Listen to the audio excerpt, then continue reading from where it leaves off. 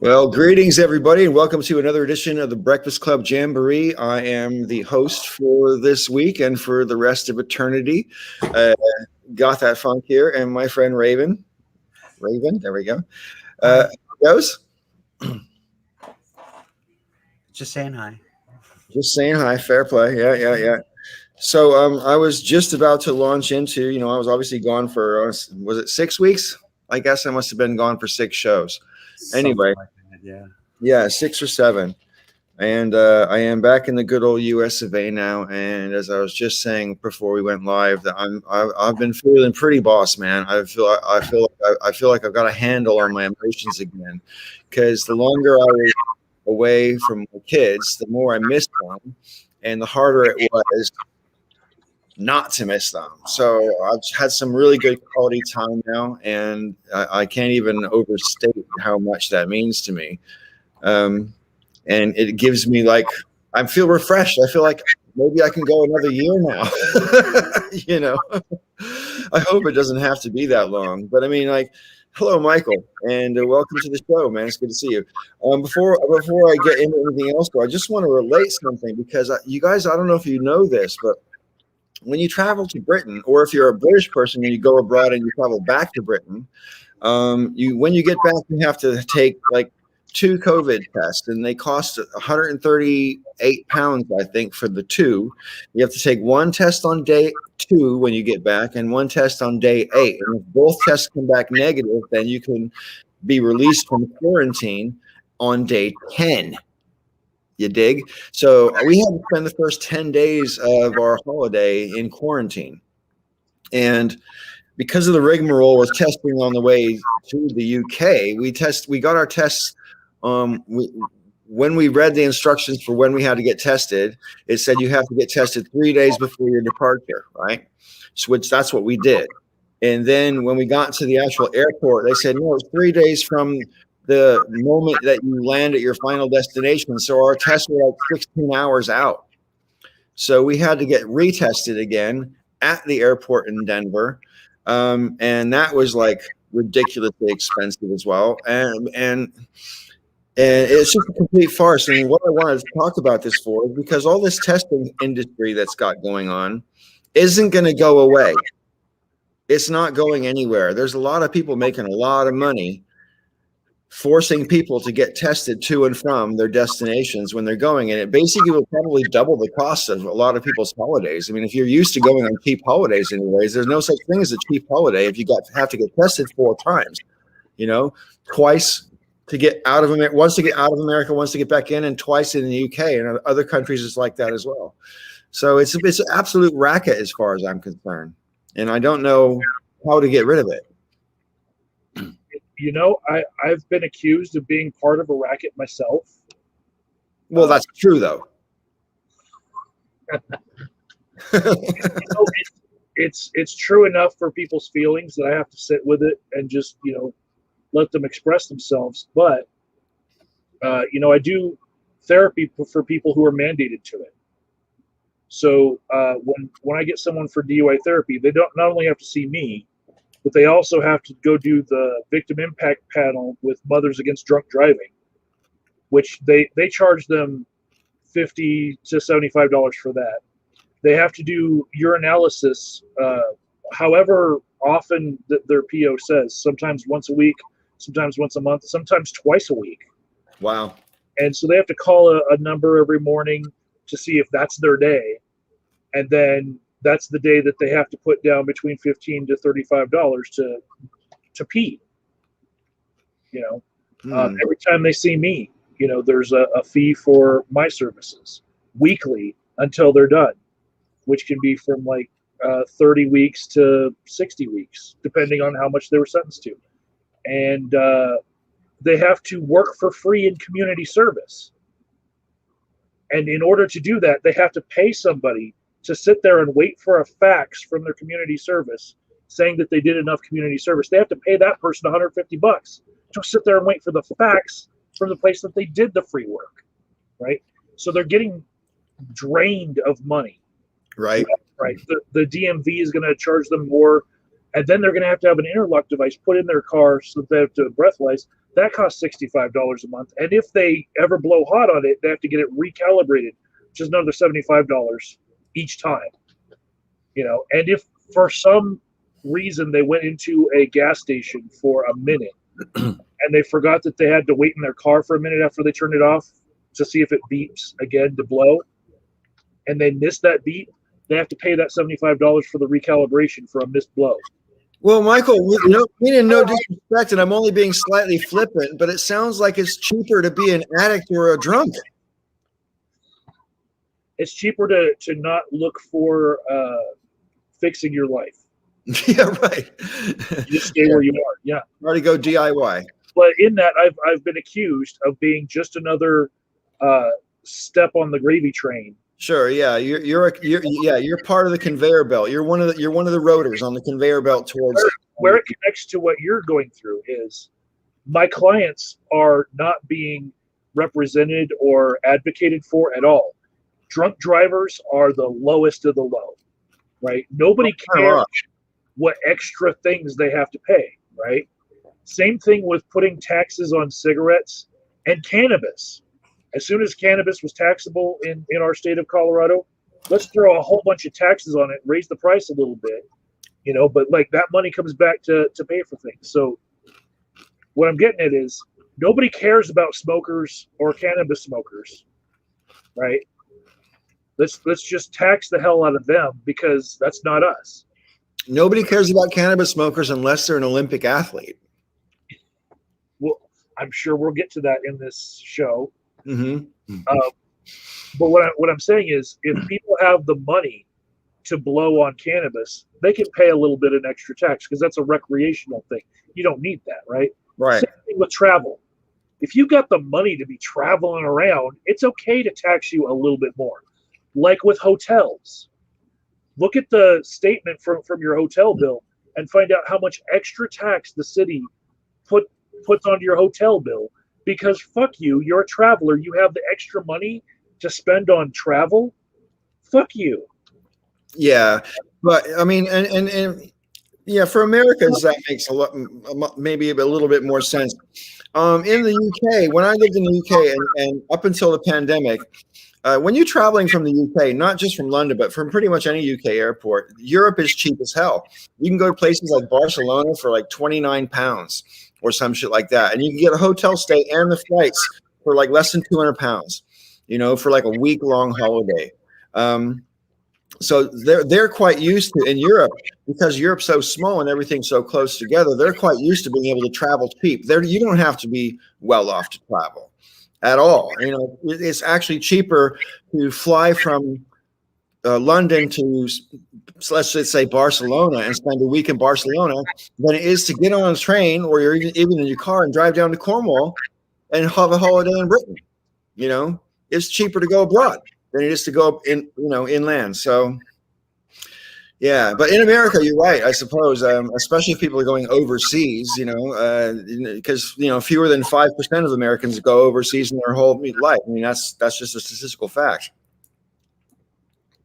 The flip side of that is we have many states where food does not have sales tax on it because we consider that something that is, needed by everyone.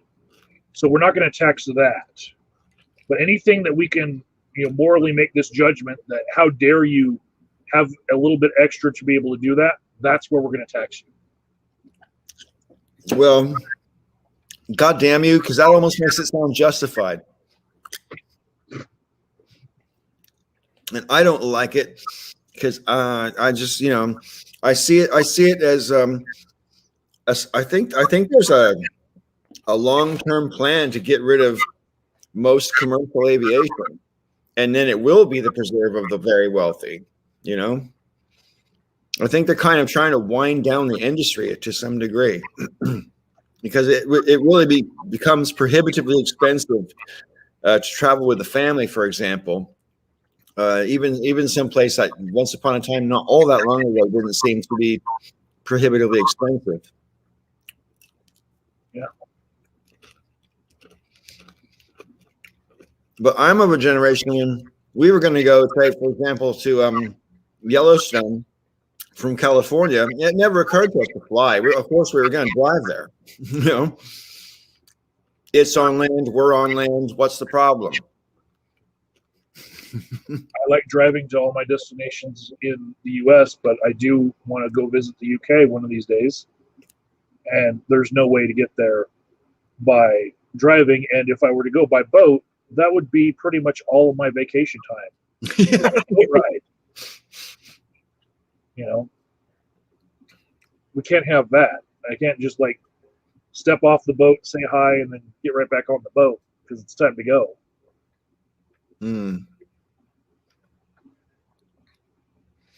I don't know. I mean, I was just getting used to the idea before the pandemic. I was just getting used to the idea of doing more traveling in my life because, like I say, from the UK, it's not all that prohibitively expensive. And, you know, yeah, I just didn't have, had a lot of plans that were eminently achievable. And now they just seem like miles and miles and miles away because of all these restrictions. And the problem is that the restrictions change sometimes while you're on holiday. I'll give you an example. While we were in the UK, Portugal got changed by the UK from a green country to an amber country, which means that the restrictions for travelers change for people coming back from an amber country.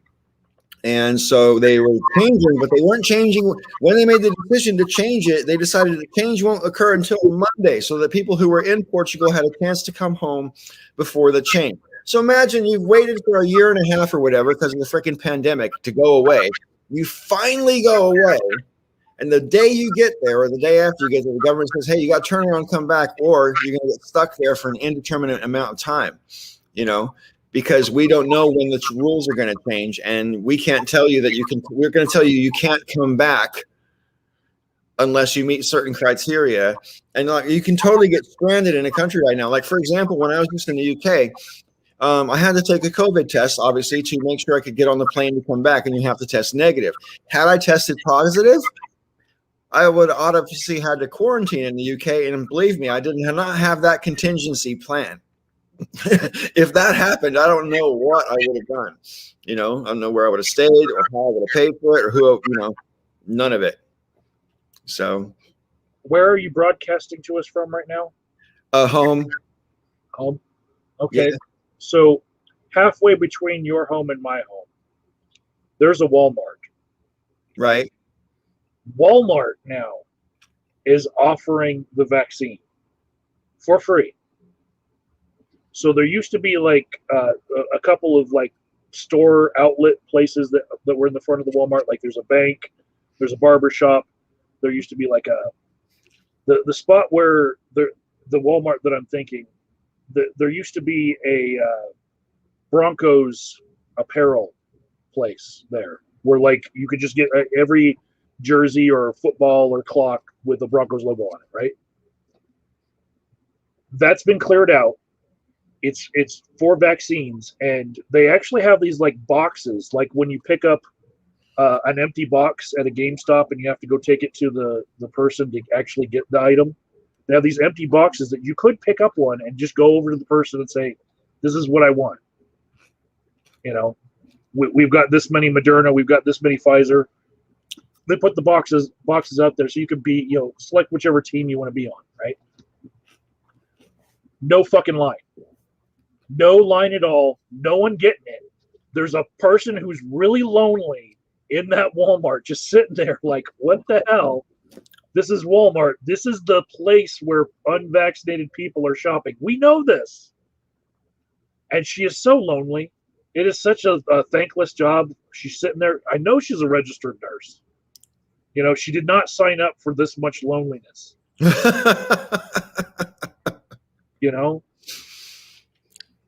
know that you've been surprised at like places where they're not wearing masks before. We had, the mask mandate lifted. Not many places are requiring masks anymore. And even before that, I took a trip to Home Depot once, and only half the people there were wearing them anyway. Yeah. Staff included. And now it's so bad that like we have half the people are vaccinated. That's great. To get those other half, Like, we cannot give them enough. We can make raffles. We can give away guns. We can my attitude towards the whole thing has softened since I've been away. I have to say. I mean, like when I first got there, it is like beyond blatant that basically the Brits have got they're just like fucking done. They are so done. And part of that is because their government over there has changed the rules and made different rules for different parts of the country and all sorts of they've changed the rules like 6 times since I was gone. And also different parts of the country for a period of time had different rules and everything like that. And that's got to suck because, you know, if your area is one of the areas that's really clamped down on, but everyone else is free to do whatever, you know, you're not going to like that very much, you know, especially if it's only like 60 miles away that it's normal. But in your city, it's, you know, level 4 lockdown or whatever. So I think the Brits, and then twice last year it was Dominic Cummings, and this year it was Matt Hancock. But these people who are literally some of those who are crafting these rules as they keep changing the rules are the very people who get busted out there in the world breaking the rules. And quite honestly, I think the British people are quite right when they're like, look, man, if you're making the rules and not follow them, why the fuck should I follow your stupid rules?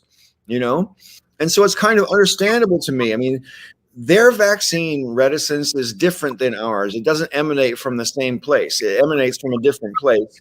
And the other day I watched on the television, England beat Denmark in the semifinals for the Euro 2020. And so you had 70,000 people in Wembley, literally none of them wearing masks, right? And if that does not turn out to be a super spreader event, then I guess maybe it's over. Do you know what I mean? Well, you know, I went to the Rockies game. Yeah. Thanks for the tickets, by the way. It was a wonderful experience. Last week, I actually called into this show right from the Rockies game, right? So we were certain that, you know, between Haas and I, we were vaccinated, right? And so we were certain that, like, not everyone there was vaccinated. And given the numbers of people that are there, at least one person had the Delta variant. Right, yeah. Walking around, right? At least, yeah. We're vaccinated, so we're okay, but they're like half the people there probably not vaccinated, right? So as we were leaving the event, the Rockies had beaten the Cardinals, and there was a chant that I couldn't believe what I was hearing, but a chant because you gave us the tickets where the fireworks show happened. By the way, Paul.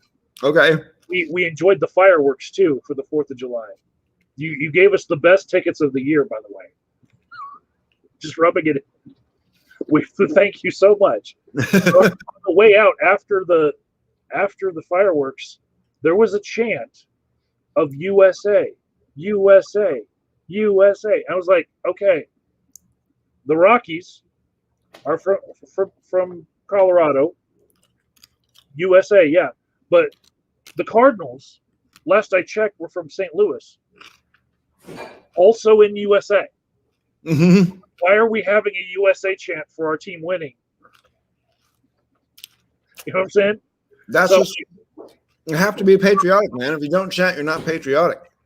So I was thinking to myself, like, how do we find which people are unvaccinated at the ballpark? The ones chanting USA when the other team is from USA, those are the ones. So, I don't know how we get to them. I was thinking maybe we could sneak it into the beer. Just like, you know, I don't know if that would work, if the beer would work as a suspension for it, but if we could somehow target those people. Well, you're absolutely right that there has to be a certain percentage of those people who were positive. Some of them might have even known so, but still came to the game. When I was watching the Denmark and English football game the other day, it really, really struck me that, like I say, if you can stick 70,000 people in a stadium and they don't all go home and cause like 25,000 new positive cases in the next, week and a half, then because in the UK their vaccination numbers are much higher. I think over 60 it's like 89% of people are vaccinated, and under 60 it's a pretty high number too. It's like 70% or past 70%. So they're way higher. They're further ahead than a lot of countries, but pretty much I think that the attitude over there right now is everybody that wants the vaccination has pretty much got it, and therefore I think the government has decided there's no more point in any arm twisting or coercion, or they're just going to let the floodgates open on the 19th of July and hope for the best, and here's the thing about it too. Over there right now, they have like less than 10 people a day dying from COVID every day since I was there. I was there for the whole month of June, and around about 9 or 10 people a day, sometimes even less than that, though, were dying every day. One day it was 3. And that's less than the common flu, right? And so there's that. Plus also the hospitalizations are also down. So it's not just that deaths are down, but hospitalizations are down. However, cases are up. And, that's partly due to the fact that there's a Delta variant coming from South Asia, and there's an awful lot of South Asian descendants in the UK.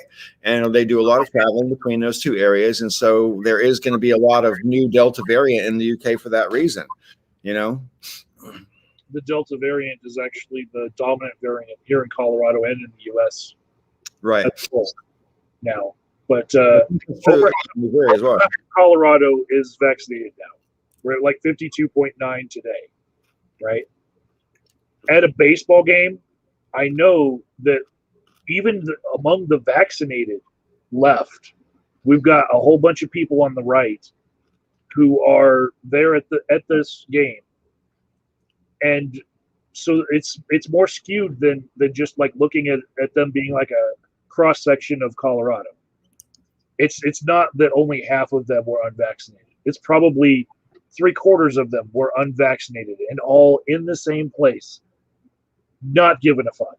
Right. So basically, if that's not a super spreader event, it has to be, right? It's kind of has to be. Yeah. And, people just breathing the same air, screaming all at the same time, which, in the first outbreaks, right, we saw these things happen at like a choir practice where people were singing and breathing in the same air of everybody else around. Now, it was open air, at least. It wasn't in an enclosed space. So that was good because, Coors Field doesn't have a dome or anything. Sure. But, yeah, I was feeling like here we are overseeing the death of at least one person. Wow.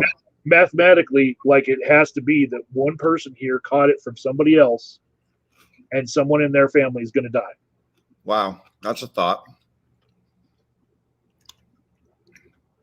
And none of them seem to bat an eye at the fact that they played Bruce Springsteen's Born in the USA during the fireworks. And I was like, you guys don't know, like, have you listened to the words? I mean, by now, everybody knows that. So what the hell? I mean, when the song was new, I don't know. This has been discussed over and over again for 40 fucking years. I can't believe anybody still thinks that's, some kind of patriotic anthem. Yeah, there was also a Martina McBride song called Independence Day, which is about burning down the house of the abusive husband that you have. It's a country song. You might not know it, but like still, when I heard it being played, I immediately remembered, yeah, that's like that empowering women who listen to country music to, kill their husbands by burning down their house song and declaring Independence Day. That's what you're playing for the fireworks, because that's what gets riled up, is just listening to the hook of the song and nothing else. That's why these are the unvaccinated ones. I know it. I know it. So, yeah, I think not only at Walmart, they need to put it in Coors Field, the vaccination station, and make it so blatant. And then I've got another idea. On the station in Coors Field that we're going to make, we're going to put up a sign that says, for every shot that people don't get today, we're going to send a shot to Mexico. Because if you're not going to use it, we're going to just send it down there. Then maybe they'll be like, wait a second, you're not going to give no Mexican my shots, and maybe they'll get it then. I want to throw the kitchen sink at it and just like save a life. I don't care if it's a stupid life. They're still a life. I care. Totally right. I agree. I don't want people to keep dying from this shit. And, and I'm glad it's slowing down, and I'm glad more people are getting vaccinated. I've always been pro-vaccination, but I'm also very much pro-choice. It's just that I want, if someone's not going to get the vaccination, I don't want it to be because they said on Fox News that you don't need it, or some stupid ass reason like that. If people come to their decision based, I don't agree with it, but I hear a lot of people say it's too soon, blah, blah, blah. Don't agree. We discussed it before in the Breakfast Club, so I don't want to rehash it. But bottom line is, I personally don't think that argument is strong enough. Other people do. And, it's like, if you've actually come to that determination based on research and reasoning, and that you still come to that conclusion, okay, I can't help you any further than you've tried to help yourself. So, and my whole thing as well is I'm very big on body autonomy. So, as far as I'm concerned, you shouldn't be able to force anyone to have or not to have a medical procedure, depending on their own will. So. For my part, having to see hundreds of people a week from this chair, I always have my vaccination card ready on the side here to be able to show people that, yes, I meant it this much, that I was almost first in line. I got mine back in March, and I've been enjoying life. I have my card in my wallet, and I'm so disappointed that I've never had to show it to anybody yet. It's like, come on, man, card me. I'm ready. Yeah, and the way that the mask mandates were lifted, if you're unvaccinated, you still have to wear a mask in some places, right? Well, no one's checking, so everybody just goes without a mask. I can tell you 100% at a Rockies game, not a single person was wearing a mask. I was looking for it the whole time. And if they are a cross-section of Colorado, then at least half of them are unvaccinated. I think it's more because of the politics shift. Some people there should have been wearing a mask. 0 people. Wow. How many people fit in that stadium? All of them. I mean, there's like 60,000, 70,000. What's the capacity? I don't know. I can look it up, but it was thousands. Most stadiums are in the 50,000 range, but that was a long time ago. I was gone a long time. I don't know what the new stadiums are like. I know the Rocky Stadium is relatively new, isn't it? Good guess. 50,398. Right. And it was absolutely full. Right. Well, I mean, at least you got to go to a full, because when a sporting event is full, the atmosphere is, that's something that you can't recreate in any other way. The final play, man, I'm telling you, you gave us the best tickets. I felt bad. Like, that final play was they were up 3-2, and it was just a strikeout, and it was like only 8.5 innings happened because there's no reason for them to have another at bat because they already won. Right. But that final strike that made him out, and everyone was on their feet. Because it was like, if he doesn't strike him out here, there's a guy on third. Right. At least tie it up, right? So right. Everyone was on their feet, and that was that final play. I was like, wow, what a roar. Okay, here's the thing: is like I never have really gotten very much into sports, but I do find that I like baseball, and the thing about that is that moment, you think about the pressure on the pitcher, right? I can't really. I like to think I'm a pretty empathetic person, but I cannot put myself into the headspace of someone who has, let's just say, bases loaded, bottom of the ninth or whatever, and the count is 3-2. I mean, the amount of pressure, I can't put my, like I say, I can't imagine it. Yeah. Or being the goalie at the World Cup, and it's fucking, it's like a penalty shootout, and right now it's tied, and this is your team's last chance, and blah blah blah. fuck it. I think I would implode. I've never done anything in front of more than 1,000 people, and that was 50,000. So Right. yeah, like at a certain number, there's like you can't even tell how many people are out there. Mm-hmm.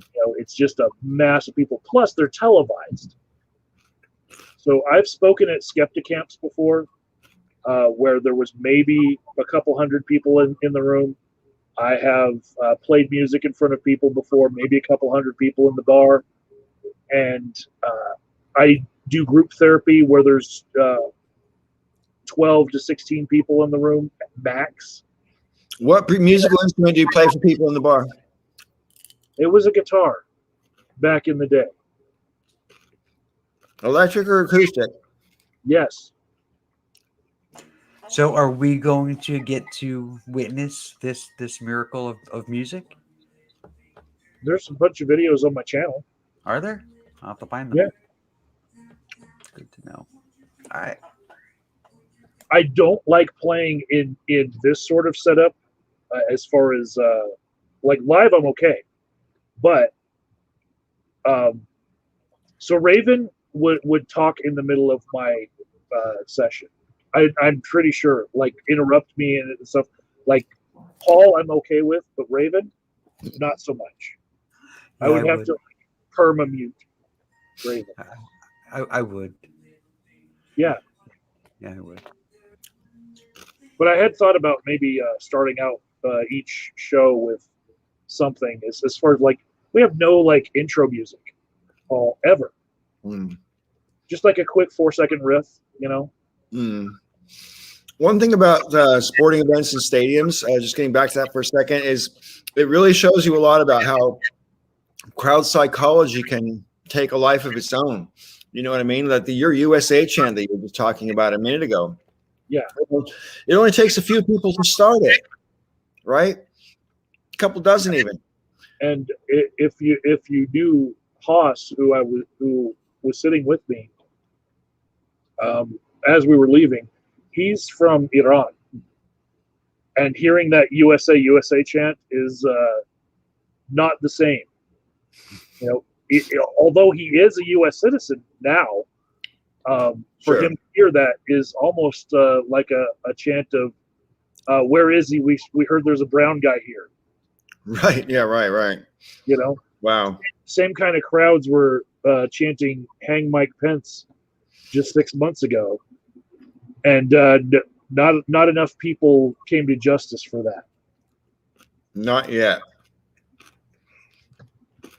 So yeah, given our politics and everything, walking away from that, we're like, the Cardinals are also from USA. Well, I mean, quite honestly, you could argue that the Cardinals are the all-American team. I know a lot of teams would try to vie for that sort of title, but the Cardinals have got to be in the top 3 when it comes to that. The Cardinals have been around since forever. Yeah, and their best player, Arenado, used to be on the Rockies. I know. Yeah. We spotted a guy wearing a St. Louis Cardinal hat in Boulder, and my gal mentioned it to the guy, and he's like, "Oh yeah, I'm not really a Cardinals fan, but Arenado moved to the Cardinals, so now I'm a Cardinals fan." So yeah, he inspires a lot of fan loyalty for sure. Yeah, I learned this from the game that you let us go to. Thank you very much. We actually saw a couple of. Did he get booed by the fans because he changed teams? A couple of times, yeah. But not like from the whole crowd, but like from the people that were around us. We were sat next to a bunch of Cardinals fans. There was one jersey in particular where it was a real Rockies Arenado jersey, like the type that you spend a lot of money on. Right. With the pinstripes and everything. And in Sharpie, they had crossed through his name. Wow. And I was like, wow, that's an expensive thing to do. That's hell of a statement. Yeah. It's interesting to me how whether it's baseball or football in the UK, or indeed American style football. I mean, when it comes to team loyalty certain fans have, it borders on religious fervor, in my opinion.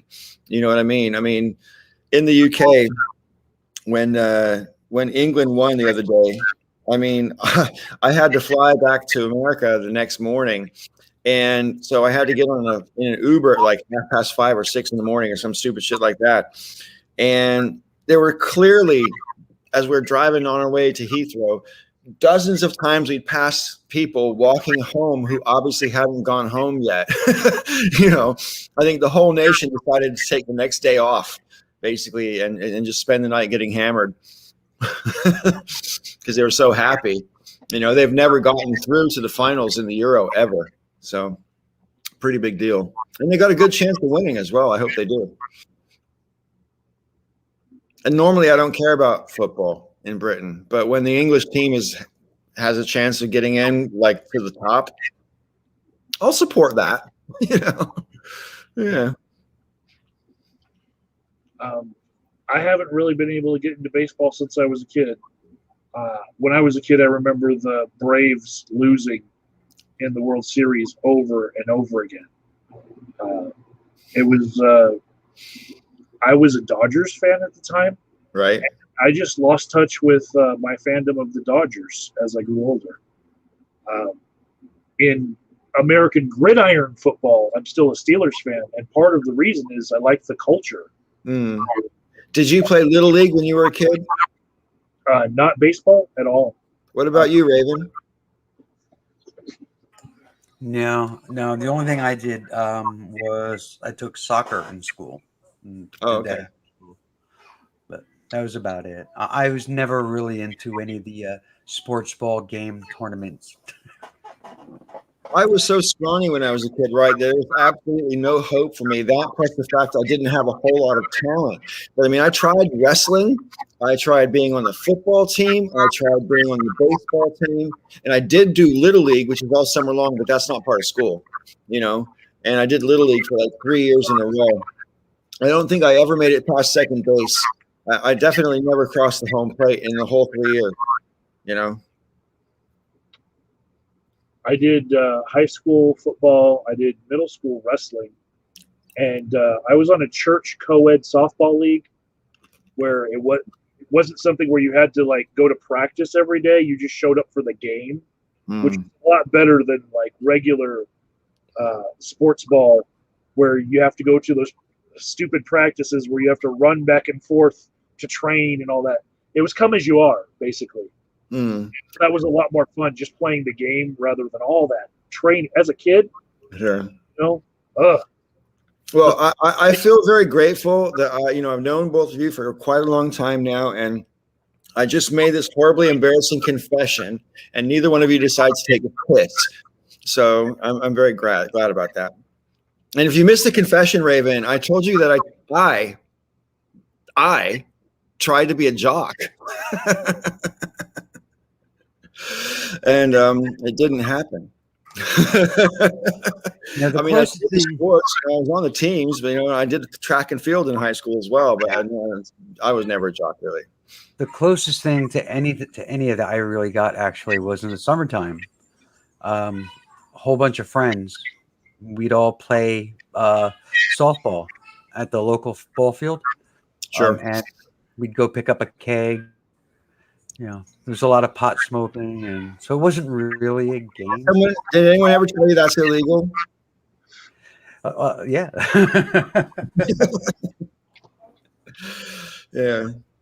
Yeah, it's wrong too. It's wrong to break the law. That's what they say. Someone's. Your face is hilarious right there. Yeah.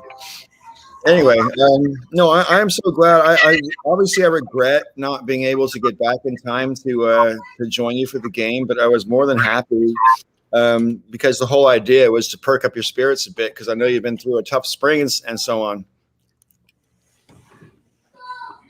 Thank you for that. Because I just pulled up the chat on my end. I can see our broadcast. We got some people in there. Do we? I haven't been looking, and I haven't really been taking part. Oh well. We've got 10 watching. Steven. We've got Mage Grey Wolf. Duckzilla. Somebody, I think it's Georgia 5524. I don't know this person. I don't know them either, but But they I actually welcome strangers as well as obviously our regulars, because the more the merrier for one thing. Plus, if all we have is the same people every week, then it turns into an echo chamber, which is exactly what I don't want the Breakfast Club to do. So, special shout out, because I happen to know that my friend Autumn is watching. So Hi, Autumn. shout out to her as well. Hi, Autumn. That's a great name, by the way, I think. Yeah. So you said we were going to talk about Shikari. Shikari Richardson, the one who smoked the pot and lost the Olympic spot. I don't really know very much about it. I just saw a couple of tweets about it. I'm not really read up on it. I don't know what happened. All I know is that someone got kicked off the team for smoking pot. And in my opinion, if you know it's against the rules to smoke pot and you smoke pot, you should get kicked off the team. Irrespective of whether pot is a performance-enhancing drug is not the point. If you knew the rules before you did it and you broke the rules, I'm sorry. Okay, Mr. Authoritarianism. We're on the left, and we have to explore these opinions that we've seen on the left. If you know anything about cannabis, and I know I'm devil's advocating here because I am an addiction counselor, but if you know the history of cannabis, you know that its criminalization was rooted in racism. Absolutely. That was the drug that the other people used. Right. We drink our whiskey neat. They smoke the wacky tobacco, so let's make that illegal. And 95% of my clients see me because they have an alcohol issue. Right? The other 5%, they're other drugs, but I've only actually had 2 clients ever in my career come to me because of the inability to quit cannabis. Right. And it wasn't because they wanted to. It was because they had hot UAs and their probation officer sent them to me with a mandate. Right. Nobody ever comes to me and says, I genuinely have a pot problem and I want to quit. That never happens. Never. I've never met a pot smoker who thinks smoking pot is a problem for them. So, yeah. So every one of those people who was on that line, whether they qualified or not, I guarantee you they had a drink of alcohol to celebrate just being there. Right. I just want to point out I was being semi-flippant when I said about the whole breaking the rule thing and blah, blah, blah. Okay. Yeah. I was a little concerned. Yeah. Here's the thing. I mean, come on. You were in the UK a little bit too long this time. You were starting to get that dry humor delivery. Yeah, sorry, but it's true. It's true, though. I do have that, but no. I mean, my whole thing is, I understand the argument about if you know the rules, blah blah blah. But at the same time, why does the rule exist when it's not a performance-enhancing drug? I think that's a valid question to ask. So, I will say that most of the people that I run into do not think that cannabis is a performance-enhancing drug. But days prior to Shikari Richardson competing, she learned that her biological mother had died.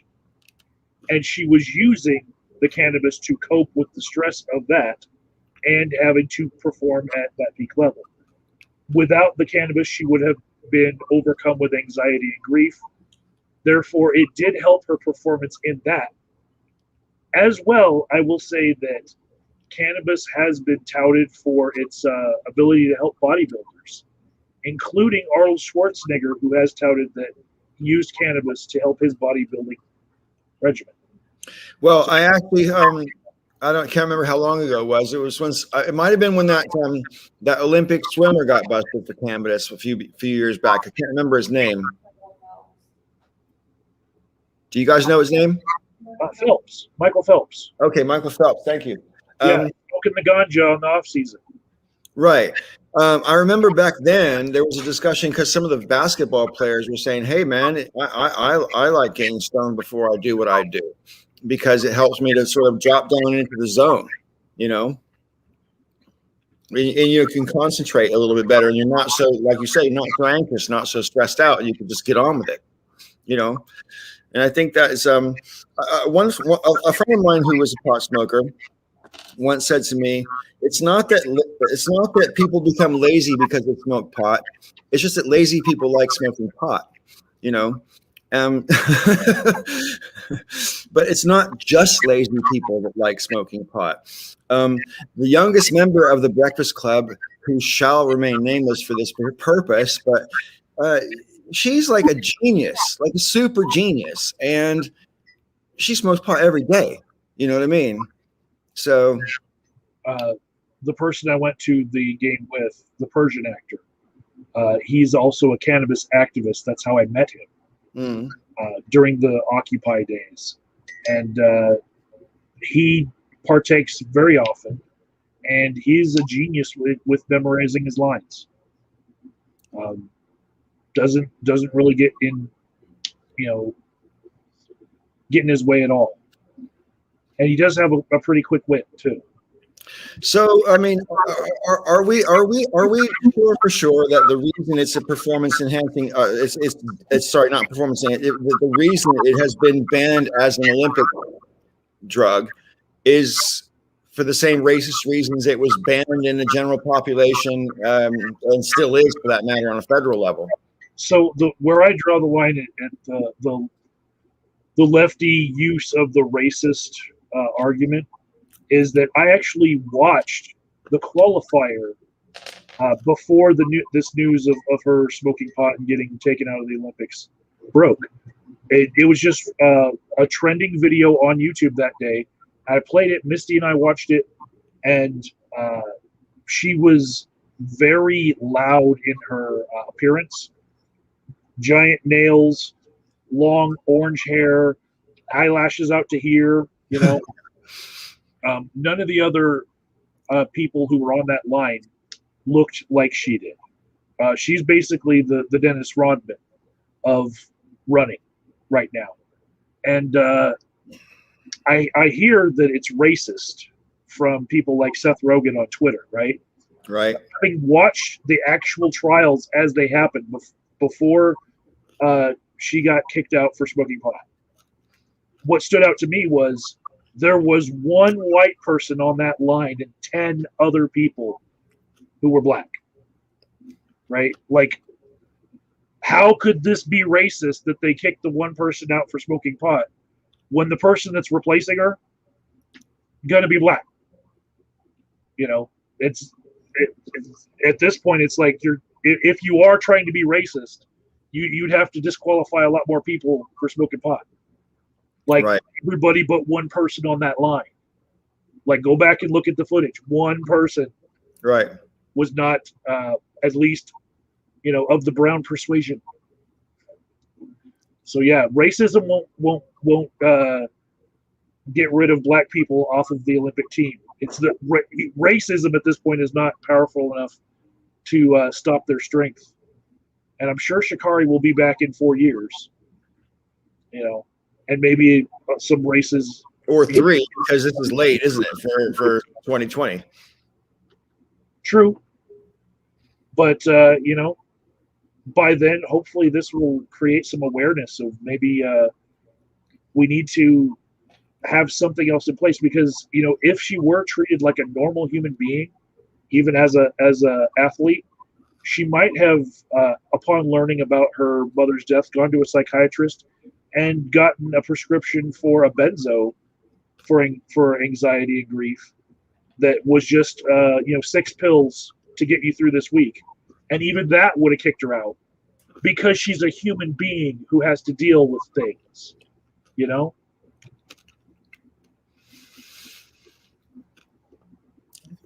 Yeah. I just think basically to oversimplify Thomas Jefferson, you shouldn't have to follow stupid rules. If the rules is stupid, you shouldn't follow it. You know. But I'll also say though that I would probably advocate more for her if she felt like the ruling was not justified, but she's not barking up a storm right now. She's rather, just taking her licks and just looking ahead. She's not going to be showing up at the Tokyo Games with a big billboard. I should be racing right now. That's not going to be her. So it's always better to look forward. I've learned that if somebody doesn't want you to advocate for them, maybe lay off. That's a good point. So I've been gone a long time. What else has been happening in this country? Last week, what I could catch of the broadcast, and I know Raven was here for it, but I wasn't. And the other people who were here are not here to answer for this, but people started up a conversation about cryptocurrency without me. Knowing that they could get their opinions out there without me squashing them. And Joe is not here. And if he does come back later on in the show, I would want to talk about cryptocurrency. But since it's you guys, guy, we're okay right now. Raven didn't say anything that would piss me off in my absence. But as soon as Joe comes back, we got to have this, we will be screaming. We will look like two walruses going at it after a cow. Just wow, with our walrus tusks. Wow. Yes. Wow. I wish I knew that in advance. I could have advertised it. Yeah, if he was brave enough to show up, he knows what he said was wrong, and now he's ducking me. I hope he's driving somewhere and he can hear me say this. Well, when I was in the UK, we had a very interesting conversation about cryptocurrency. I confess complete ignorance, and not only am I ignorant of the ins and outs of cryptocurrency, but I'm more than okay with my ignorance. I prefer not to know. You know what I mean? Yeah. That's just where I'm at. Well, there's a lot of people who will make generalizations about it, but the world of it is very varied. But it's just programming, and my knowledge of programming in general also not where it could be if I was going to speak on the topic. I've been following cryptocurrency for a couple months now and looking into especially scams. And there are some YouTubers that remind me of the old age of Pwnage that are exposing YouTuber scams with cryptocurrency and new coins, and they call them rug pulls when somebody has a bunch and then they trick people into buying it and then they sell it out, just like what would happen with a stock. But my favorite one right now would have to be CoffeeZilla. CoffeeZilla is making some quality content on exposing scams this year, and I've been watching all of his videos. It's good stuff. If you like the great debate community in years past, you would love CoffeeZilla. And how well, I'm not sure if I'm at that sort of speed when it comes to my YouTube consumption. I mean, a couple days ago, Coughlin did a long live stream where he celebrated his 14 years or whatever it is, 13 years on YouTube. And so he played a lot of old videos and discussed his old videos. And it was pretty entertaining for the hour or so that I stuck around. But I asked him, but he never answered. But I mean, I'll ask you two. What we used to call Pwnage videos nowadays are straight out considered harassment. Was it always so? And we just didn't care? I will say that for Coughlin's credit, when he stopped doing the Ponage Olympics, I understood his reasoning that he put out publicly. And it was that he was looking to have events where it was not harassment, and that people would be addressing someone's argument and maybe throwing in some flair by calling them a bitch a little bit. But at the very least, you would have to address someone's argument in the video. And so he hosted these events, and people would make entries where all they did was insult the person and never really got to the point where they addressed an argument to where you would want to call it ponage or even have an entire event around it. So I think that was his moment of clarity, and it happened before me. Like I wanted the event to go on the next year and the next year at the time, but he got sick of it and realized that it was closer to bullying.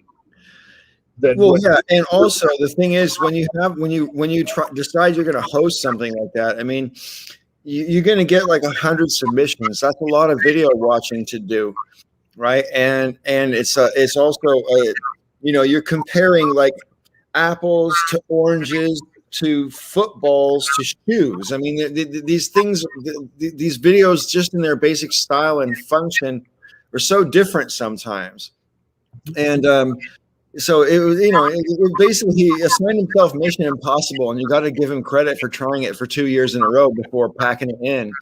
But I think this was an invitation for him to take shit as well, which he was already doing, even if there was no Ponage Olympics. He was taking a lot of shit back in those days. Whether he asked for it or not, we can debate that.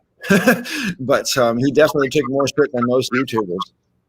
Well, I feel what's upsetting about this to me is that some YouTubers, Raven included, abandoned the formula of ponage and basically were penalized for growing emotionally and as a person, because that same formula of ponage, the ball was picked up and carried by other people. Other bullies came into that same space, and I'll call them out by name. I know you don't like us bullying people, but I'll just say that the people who picked up that and ran with that ball the most successfully, in my opinion, were people like Undoomed, Bearing, Sargon of Akkad, Armored Skeptic. I would give Armored Skeptic a little bit of credit for he at least addressed arguments, but definitely the rest of the formula. I'll say that. So they did the thing that people realized maybe this is not good to do. Pick on one YouTuber for a series of videos. You mean Steve Shives by implication? Because they all had a field day with Steve Shives, because Steve had a policy of not responding to anything anyone did. And at the time, I used to tell Steve that's not a wise policy. But upon reflection, I think it was the smartest thing Steve ever did. Because even though people could do whatever they want and say whatever they want and get away with it, the fact is he wasn't watching those videos. Like he deliberately and definitely wasn't watching them, so they weren't getting in his head. They weren't interfering with him and what he wanted to do, and he didn't get bogged down with a bunch of YouTube ping pong with a bunch of idiots who have no interest in actually advancing an argument, but just want to use them as a punching bag or pinata. You know what I mean? So yeah. There was definitely a buffet selection of what the internet rules should be, the rules of discourse, and a lot of people felt like if they make some sort of attempt at addressing your argument and they disagree with you, that you should respond, or else you are pwned by default. Yeah, right? You're pwned by default, and that's exactly what happened to Steve. Yeah, they all declared victory because they never got a response. Yeah, from a guy whose policy was never to respond. I mean, how is that a victory? I don't understand. Raven, you looked like you wanted to say something when I was talking about Steve getting pwned too much. I basically I walked away from the whole like Steve Shives conversation back when it was like really vitriolic. Right. I just kind of even stopped talking to Steve and unsubscribed and unfriended and the whole thing. It was just such a poisonous pit that he actually did nothing at all about. Right. Right. Um, I mean, he didn't deserve it, yet he never tried to do anything to quell it either, Right. which I thought was odd. You know what I mean? Like if I had a whole bunch of people coming after me, I would have something to really publicly say, and he didn't. And I I thought that was totally get that, but I mean, like, if you genuinely don't care what people say, you won't correct them when they get wrong shit. You'll just be like, whatever. it You does know? make sense. It does. It makes sense. But I just recently reconnected with Steve, and he shared a video that I made where I was asking people to make donations to a GoFundMe to help me with transition. Mm. Um, I didn't get any donations from him sharing the video, but it more than doubled the amount of viewers I would have gotten. Right. Right. And I picked up like 14 subscribers or something like that Right. Right. like a day. But you know, Well, I'm glad Steve shared that video. That's great, man. yeah, Yeah. I was actually surprised that he agreed to do it, only Mm. because I walked away. Right. Right. Sure. I wasn't really the very best of friends, So No, sure. I mean, me and Steve have never been the best of friends, but at least he listens to me when I disagree with him. And that's something personally I feel quite grateful for because I know he doesn't have to. He could have blocked me if he wanted to a long time ago. And when he used to be on the Breakfast Club, when you operated the Breakfast Club, you know, especially about the vaccination thing. I mean, Steve took me to the cleaners over that, and with not without justification, right? So there was a few times like when we had the discussion about, whether about comedy basically, and I basically said no, man, everything's fair game, and I kind of basically took a shot at Steve, and he didn't object. He didn't also defend himself, but he didn't mind. It didn't ruffle him on the channel. You know what I mean? He was perfectly happy, or at least didn't complain about the fact that I completely disagreed with him and made it look obvious that I was justified for that. So. Because we made you must remember that video, Rob. It was when we had this conversation about Schadenfreude and whether that was bad, whether you should feel bad about it. And Steve was making the argument that if someone's a bad person and they meet misfortune, Schadenfreude is not only natural but justified. And whilst I understand it might be natural, it is kind of shitty. It is kind of shitty. You know what I mean? To feel good about someone else's discomfort or misfortune is kind of shitty, but sometimes you can't help it. I mean, I know for sure if I saw a live footage of Donald Trump face plant, I'd laugh my ass off and I wouldn't feel guilty about it. Totally too. I mean, yeah. I like the footage where he walked up the plane with the toilet paper stuck to his foot. Yeah, right. That was the moment for me. I think Wanda Sykes in her video, in her Not Normal special that she did for Netflix, and she says, you know that the people who work for him don't respect him because they let him do that. She said, you would tell a stranger that they had toilet paper on their shoe before you let them walk up a staircase in front of cameras. But the fact that no one told him, and the Marines are just like, as he walks past them like that, no one had any respect for him, even the people around him, because you shouldn't let the guy make himself such a fool. Vegas, there were things about Steve that rubbed me the wrong way. I mean, he had this whole series of videos that went on for years. It was like 5 stupid things. And then one day he decided to change the name of the videos to, I don't know, something other than stupid, because he felt that the word stupid was offensive. I think that's stupid. I mean, I think that sometimes there is such a thing as just being too accommodating. Um, and I think that's, past my line. And I was just like, yeah, he's losing it. He's losing it. If you can't even say stupid around him anymore, that's kind of fucked up. So I don't know that you can't say it. I just think that he has an opinion about it that you disagree with. You know what I mean? I heard the same argument from Huey Hewitt, who also said dumb. You shouldn't say dumb. You shouldn't say dumb or stupid. Ignorant or foolish are probably good substitutes for those two things. But foolish, even that is, you could look if you really want to split hairs. So I don't know, man. Mentally challenged is a bit of a mouthful. Everything is offensive to someone. Well, it's supposed to be offensive. If you call someone stupid, it's not a compliment. It's supposed to be offensive. It's the same thing with a lot of offensive words. That's their function. And yes, Biden is fair game for humor. I don't know why anybody would think that he's not. Of course, Biden's fair game for humor. My goodness. As much as I am supportive in general of most of what he's been trying to do, the bottom line is I still thought it was really weird and creepy when he sniffed all those girls' hair for years and years and years. There's so much footage of it, and I think it's a fair thing for people to take the piss about.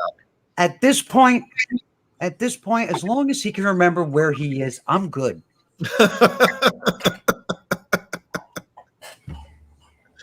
Yeah. Of course, Biden's fair game for humor. Every president should be fair game for humor. If the president is not fair game for humor, we don't live in a safe society, basically.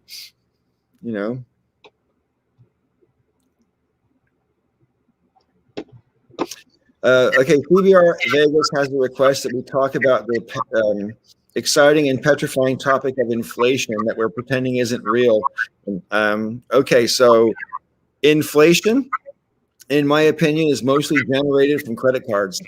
And I think we discussed this a few months ago, but when you buy something with a credit card, you're spending money that doesn't exist yet, and you're therefore increasing the money supply. And every time you increase the money supply, that's inflation.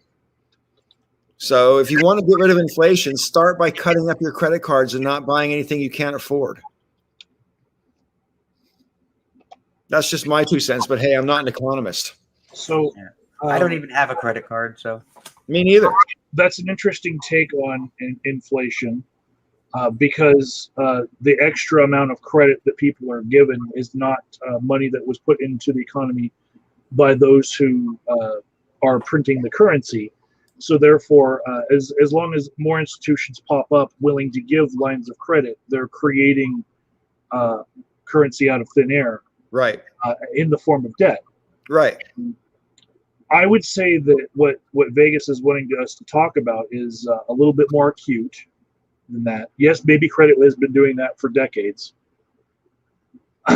but the stimulus packages and the trillions of dollars that have been spent put currency into our economy in this past year.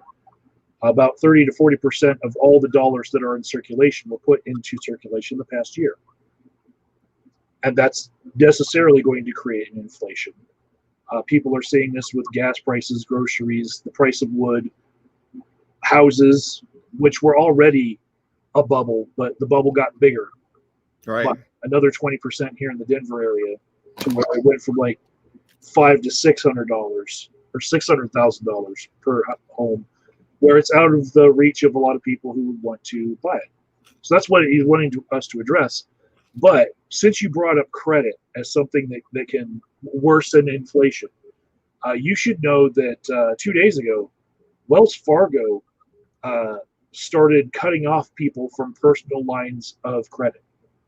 They're shuttering their whole personal lines of credit business as a rule throughout Wells Fargo because of what is to come. We are headed towards an inflation crisis where people are going to need to borrow and have no way of paying it back in a meaningful way. So they're basically choosing to not be in that business anymore. How do you feel about that? I feel that should be bigger news to people than it is. and Vegas feels the same. Well, here's the thing. I mean, as I've traveled so much around America on the road, I mean, I've been stunned to see how many places don't accept cash anymore. You know, The game, by the way, I had a $20 bill that I wanted to pay for. We got some Powerades and some waters to sit down with, and they would not take my $20 bill. They just pointed me towards the card machine. wow. So the fact that I had cash in my wallet, if I didn't have my card with me, I wouldn't have been able to pay. I'm pretty sure. I'm going to get a 20 out just to make sure I don't put my foot in my mouth. I'm pretty sure it says it right there on the goddamn money, though. There's a 20. Right. Good. Yep. This note is legal tender for all debts, public and private. and It says it right there on the money. Yeah. Legal tender. They shouldn't be able to say no if you want to spend this. This is it. This is the currency, not the credit card. So I'm extremely bothered by the and it's happening in the UK as well. This movement towards a non-cash society is in high gear, and not just in Britain, but in all across Europe. A lot of the places where if it was a fast food joint that I would stop at, they have new card machines where they can point it at your driver's side window better. So all you have to do is, this much of a movement to get your card in that machine. They basically took the machines they had and put them on sticks, to be able to not get your germs on them. The most.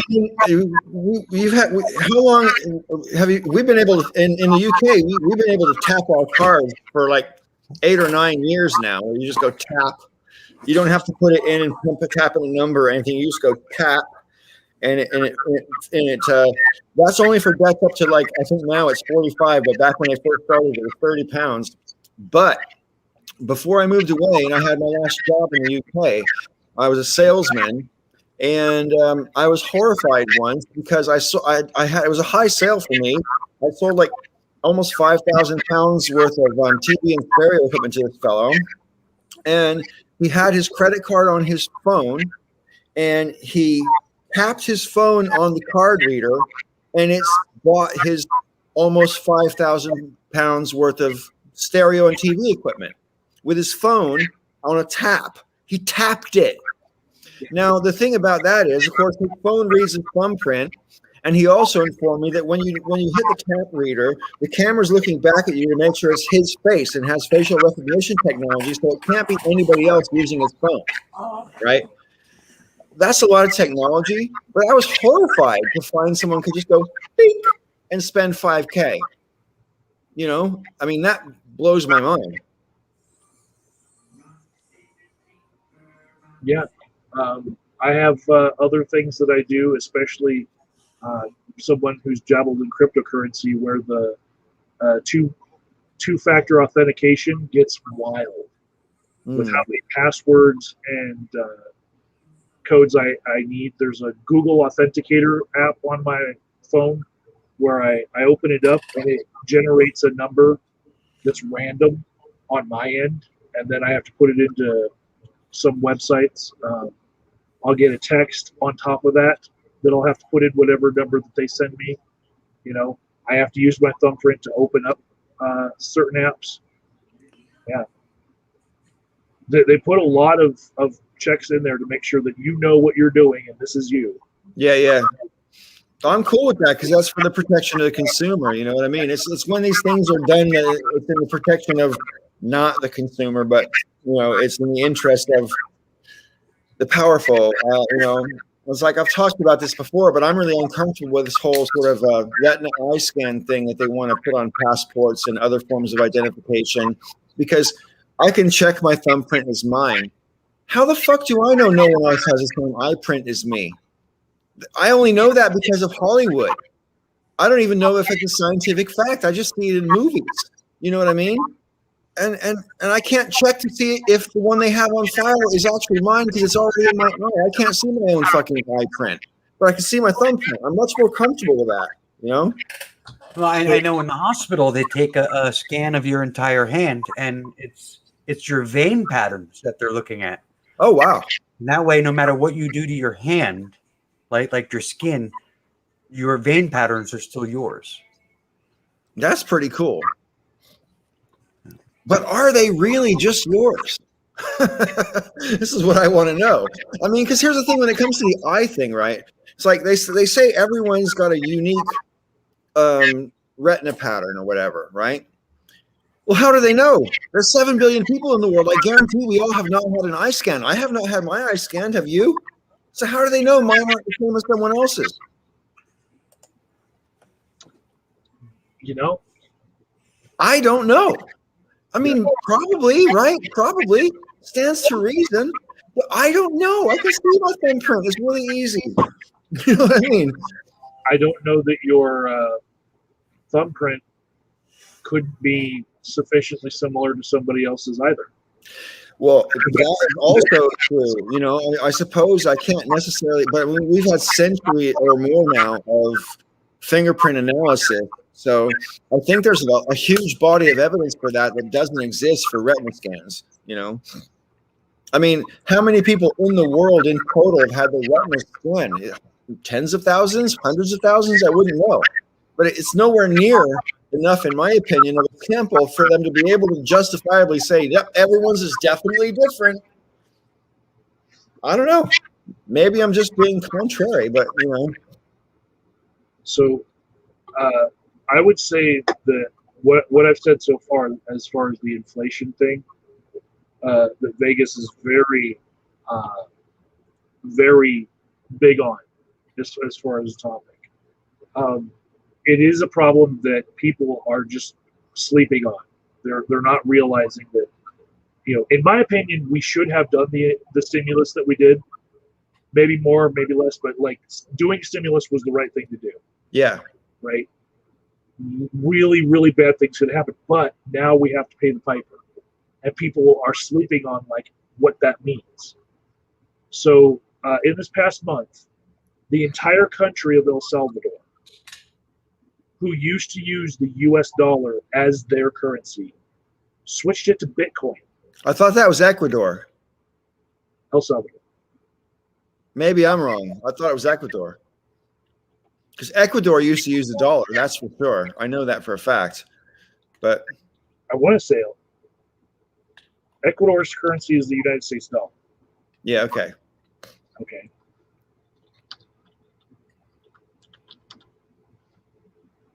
El Salvador now uses the US dollar and Bitcoin. And Bitcoin, okay. Recognized right now, they're making the switch to Bitcoin. Right. Something you do like totally overnight. But the reason why is we all got stimulus checks in the US. 20 years ago, El Salvador switched from their own crap currency to the US dollar because it was more stable. Right, right. Now everybody in El Salvador is facing the fact that their US dollars are worth 30 to 40% less than they were because that's how much more we put into circulation. That's inflation. Right. They're penalized with inflation for accepting our US dollar as their standard, but getting none of the stimulus checks. Right. We didn't make extra stimulus for them. They get to suffer with losing basically half the value of what they had in their savings accounts. So they got pissed off. They looked around and like, oh, look, Bitcoin seems to be going up since its inception, on average 200% per year. So they're going to choose a currency that is going up in value rather than one's going down. That's going down. That should be scaring people because it's not just the El Salvadorians.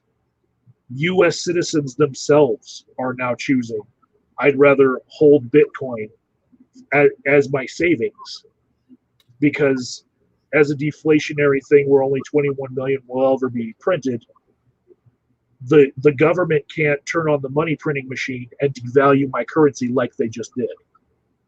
So there's a lot of people now adopting Bitcoin, which is not centralized by our government. Where that is scary to some people, but completely revolutionary, and I'm for it, is that every time we've ever wanted to start a war, we had to fund that war. We could just print our way into being able to be in that war. If there's no centralization based in a government for the currency, if everyone's adopted a currency that's controlled by nobody, then no country can wage wars by printing their way into a war. And if everything you just said is accurate, and I'm not educated enough about it to have an opinion one way or the other, but if all that's true, surely they want to get rid of Bitcoin with every fucking ounce of their being, right? I mean, because it has the potential to basically take away their power base. I would say for the past decade, like every 6 months, I have heard that China's banning Bitcoin in some way or another, and recently they've banned miners on the basis of they want their power grid back. So they think that it takes too much power to mine Bitcoin. Right. They're thinking about the earth, right? But basically, they're also wanting to make their own digital yuan, which will be one-to-one transferable for a paper yuan. But what's weird is people make the argument that Bitcoin could be used for, the dark web for transactions of drugs that are illegal and stuff. Motherfucking cash is the number one currency used for drug transactions. Yeah. Because it's the least traceable of everything. Bitcoin, you can trace every goddamn transaction. Well, that's right. I'm personally convinced that everything that happens on the dark web is actually monitored by the government anyway. I don't think it's that much more secure. I think the way that Bitcoin works, though, is it's encrypted. It's to such a degree that they can't necessarily follow it, but they must know who's doing it. They don't not necessarily what they're doing, but I don't know. When it comes to the dark web, I just think that I wouldn't be surprised if it's run by the fucking CIA. You know what I mean? It just wouldn't surprise me.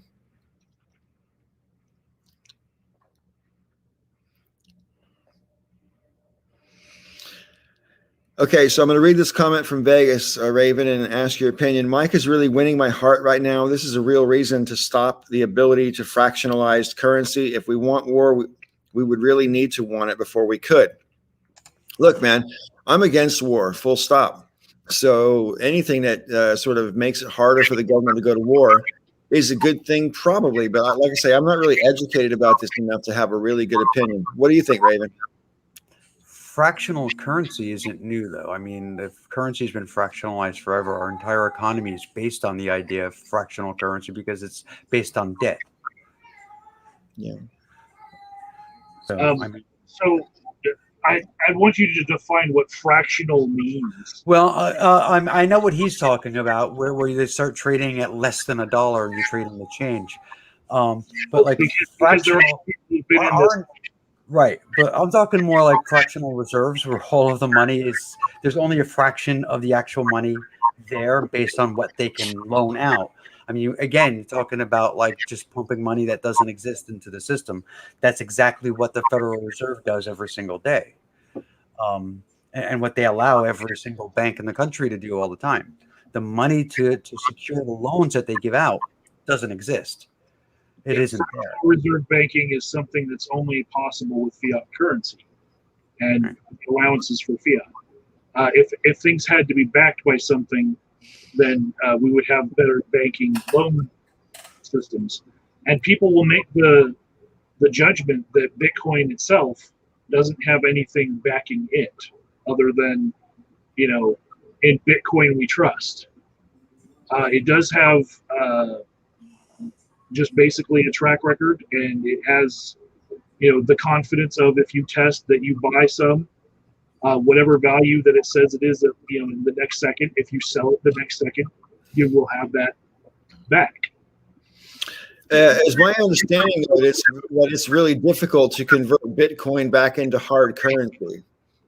So just like Raven was saying, if they're trying to shut it down as much as they can in every area possible, one of those ways is try depositing more than $10,000 US into any bank without any questions being asked. Right. I personally know, try to use your card to onboard into Bitcoin by using a bank that will allow you to make that transfer, it's very difficult. The easiest one would be the largest company, Binance.us, which you connect to your bank. The ACH deposits take like 10 days to be like, it's about security, right? But still 10 days time waiting for that money to get to your bank. In that time, the value of what you're trying to convert over probably changed for the better or the worse. And on both ends, the U.S. currency and the digital currency that you were in. So yeah, it is difficult to get all that digital currency back into U.S. dollars, but more and more people on the web are offering to take cryptocurrency as payment. Usually with the spot of the U.S. dollar right next to it as far as what it's worth in the second. But, Sure. Tesla was accepting Bitcoin for a while as payment for their cars. And Okay. I want to change the subject a little bit, if that's all right, because just in case Joe comes in later, and we've talked about Bitcoin several times before, so I don't really necessarily want to go too far down this rabbit hole. And there's something I do want to talk about, which is a little bit frivolous and not too political. And I'm all about that right now, although I do want to maybe talk about more political stuff later. I don't know, but because I have been gone a long while. But I noticed when I come back that there's a billionaire space race going on right now. I mean, Richard Branson's about, they announced like a week and a half ago Jeff Bezos is going to go to space with his brother and some other person who won, I guess, I'm not sure if it was a lottery or if they won a raffle or if they won an auction or whatever it was, but someone got the third ticket for what was it, $28 million or something like that, which is a pretty expensive flight, if you ask me. Anyway. Now, Richard Branson, who's Virgin Galactic has been on the drawing board since at least 2003, is going to race and get up there before Jeff Bezos has a chance to get up there. What do you think about this, just in general, this billionaire space race? I think we should all be alarmed by the fact that the entire planet is going to hell in a handbasket, but the richest people on it are racing to get out.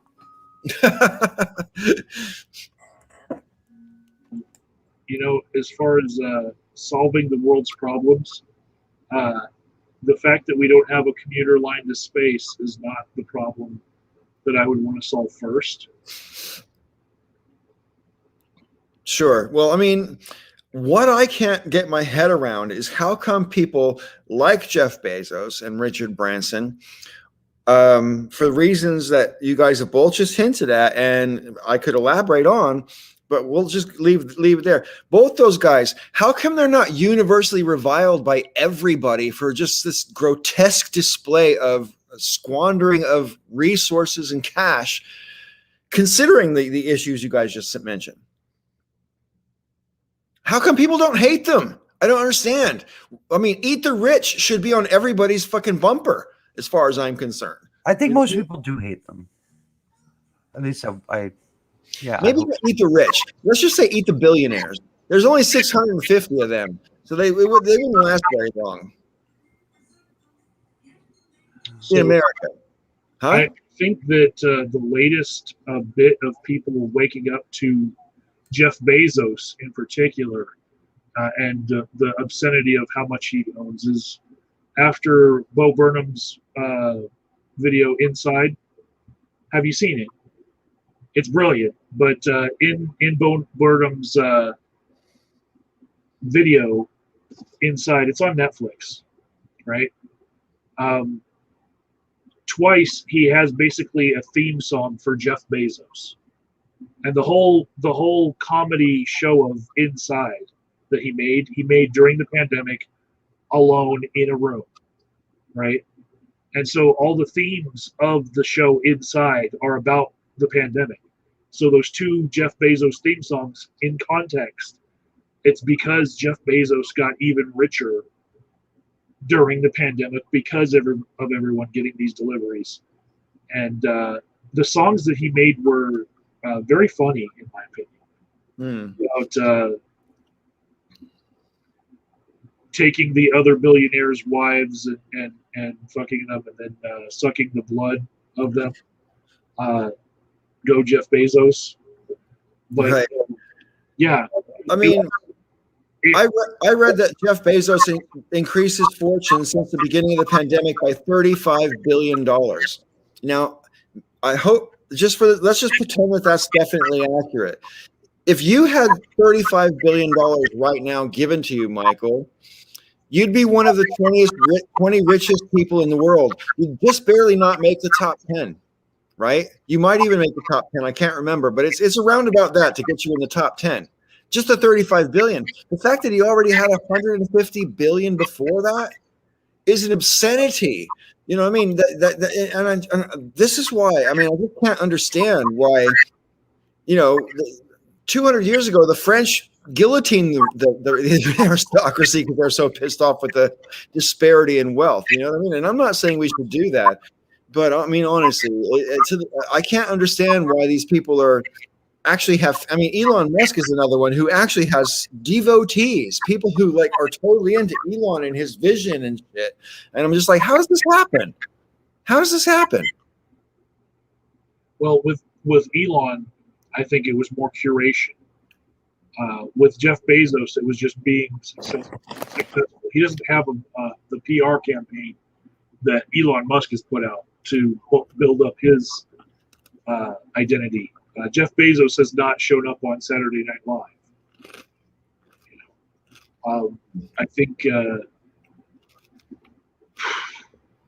America we kind of worship the rich in a way, aspire to be them, and the fact that he is the person with the most money makes him number one. Got to worship. Batman and Dark. I mean, there's actually pretty good examples there. What's Batman's superpower, by the way? He's rich. Yeah. That and a penchant for beating up on the mentally ill. Yeah. Tony Stark too, though. I mean, yeah. I don't know. I have mixed feelings. I mean, like, I grew up in the first space race, and have very fond memories of it because I wasn't really necessarily cognizant of all the political ramifications as regards the neglect of poverty in America, for example, in favor of the space race. But and I remember when I was 6 and I went to see 2001: Space Odyssey, and that's set in 2001 when we had cities in space and cities on the moon and blah blah blah. And so I sort of grew up thinking that we'd be like way more into space than we turned out to be. You know what I mean? And now that it seems to be like being sort of set up deliberately as some sort of billionaire playground, I find very disturbing. You know what I mean? Well, if it gives you any comfort whatsoever, 99.9% of the universe is hostile to human life. And if there's anyone we're going to jettison into that abyss first, let it be those rich fuckers. Well, I don't wish any ill on anybody, but I mean, like, if it all went horribly wrong with these first two attempts, I think there might be a major recalculation. Yeah, I made this observation while I was in the Army, looking at people in the Air Force. I was like, those fuckers got it the right way. Send the officers in the jets to go fight the war, and all the enlisted people stay behind. Those officers probably had silver spoons in their mouths. That's why they got into the Air Force Academy in the first place. Fuck them and their rich families. Send them to war. Let all the blue collar workers stay behind. And I just hope that Jeff Bezos has his will in order, and he is going to give a lot to charity that matters, rather than just more space exploration. I mean, generally speaking, people that are that wealthy do give most of their money away to, like, say, for example, institutions of higher learning and stuff like that. I mean, the vast majority won't be going to like inheritors in the family as such. I'd be very surprised if that was the case. I think most of it will probably be handed down to various institutions. So Warren Buffett started this trend, and then Bill Gates got on it as well with the Bill and Melinda Gates Foundation. But in Bill Gates's case, I have to wonder if that PR campaign was, partly because he wanted to, shield himself from what now we think is the case, that he was, at Epstein's Island a few times and, partook in the unspeakable.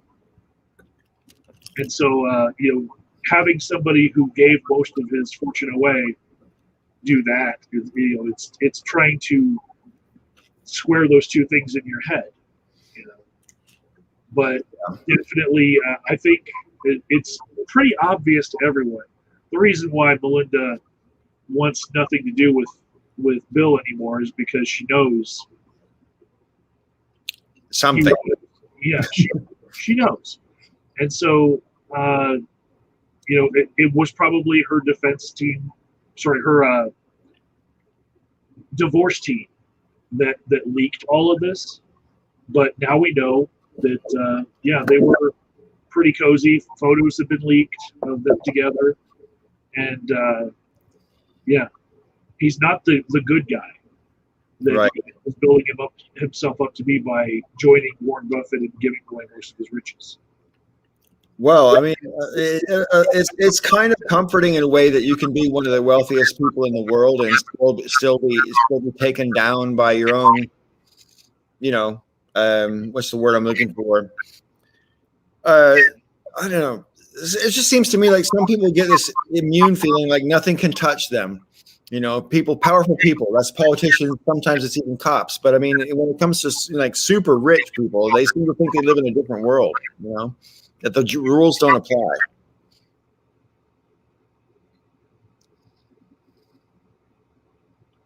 But I just want to say, Vegas says over here, he doesn't get the Elon hate. The dude will be remembered for reinventing the car and space industries. He earned accolades as far as Vegas is concerned.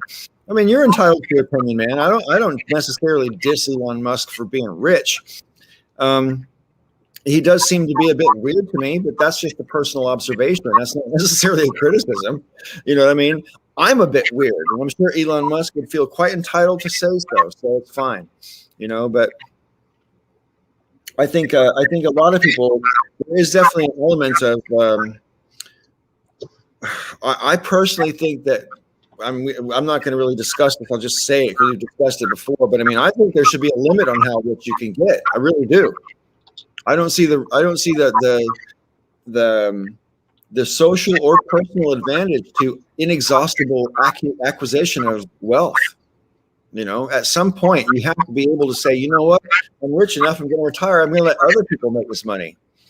Same money, same company, same everything, but I'm done. I mean, once upon a time, you made $1 million. You went to Mexico and retired because there was 32 pesos per dollar. So you were hugely rich in Mexico back then. What I know Elon Musk for right now in the moment is his manipulation of the cryptocurrency markets, basically in spite, because he knows that he can't manipulate stock markets. I see what you did there. Just wait for Joe to get back. Yeah. Right. Manipulating stock prices through his Twitter, and had to step down from certain positions within his own company so that he could be the troll that he wants to be. Right. He now does that in unregulated spaces. Well, I mean, there's a whole conversation to be had there, right, about not just Elon Musk, but rich people who are in a position to manipulate whole markets with a single tweet. Yeah. That's a dangerous system. That is fortunately not exploited as much as it could be. I mean, Elon Musk exploiting it is alarming enough, though. But the fact is, we could have this major. I mean, Donald Trump used to do it when he was president. He would say something like, say, for example, against Boeing or whatever, and boom, stock would go plummet. And politicians in particular are supposed to be wary of that potential and not engage in a conversation that might affect markets.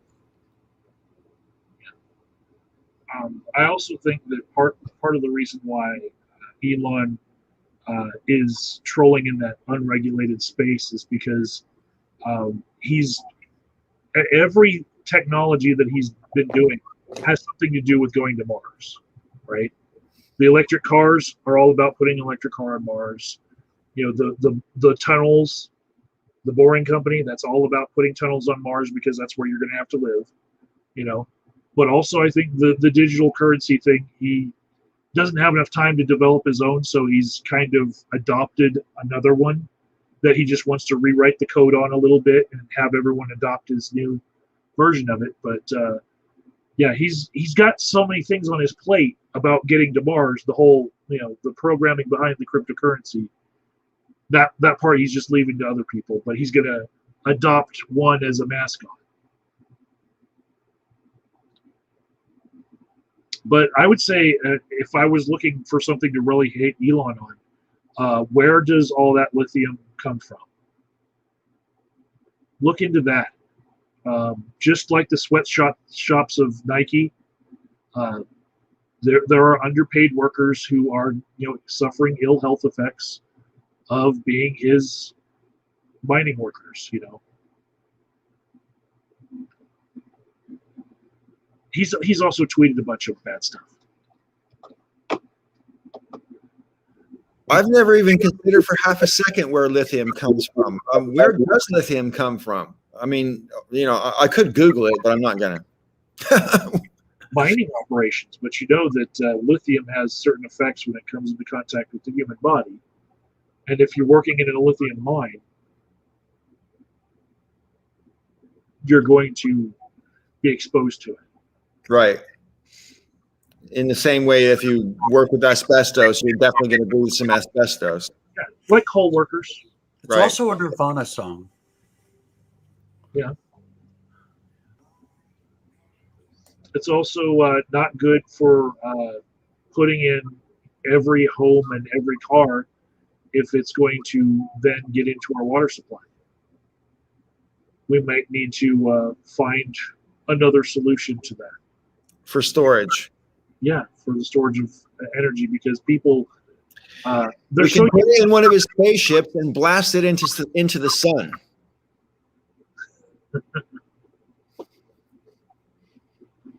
Yeah. I'm pretty sure the sun has enough gravity to take it.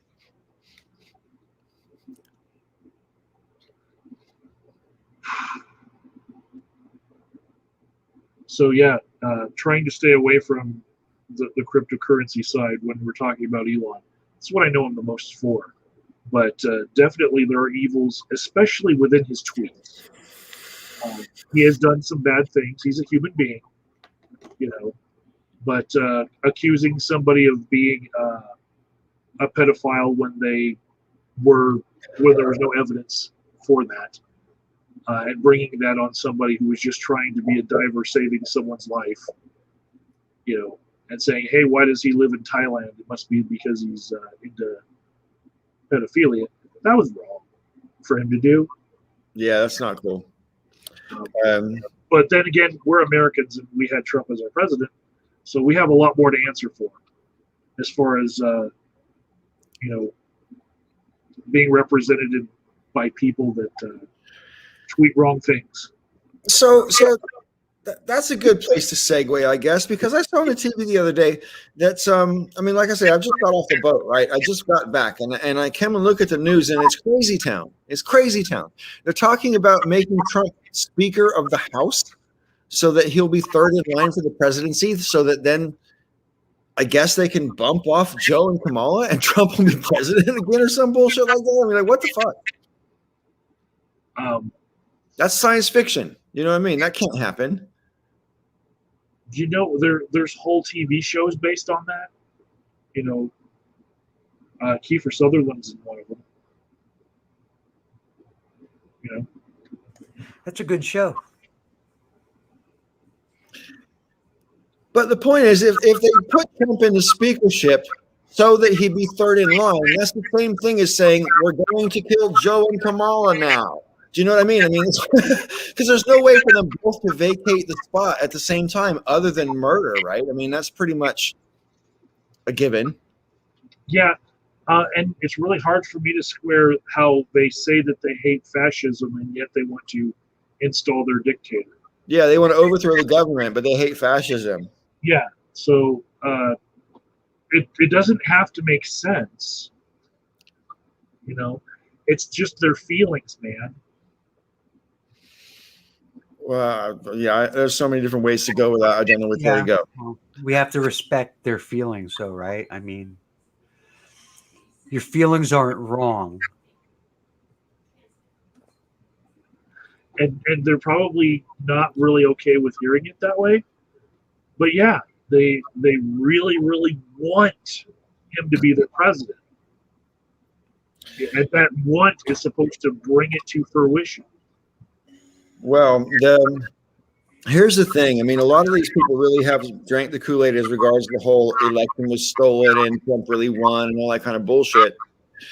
And if you genuinely believe that the election was stolen, I'm against violence, as you guys know, so I don't think you should storm the Capitol. But, you know, however, if you genuinely believe, like, for example, if they ousted Kamala Harris and Joe Biden right now and installed Trump for president, I would genuinely believe that it's okay to do something about that. That's extreme because, you know, that's not okay. That's, you know, so I get really pissed off that people on Fox and elsewhere, you know, Trump even referred to some of the rioters as patriots and all that kind of thing. And, you know, that's what they're trying to do. They're trying to make this an act of patriotism and rewrite rewrite it before it's even finished in our memories, kind of a thing. It really bugs me.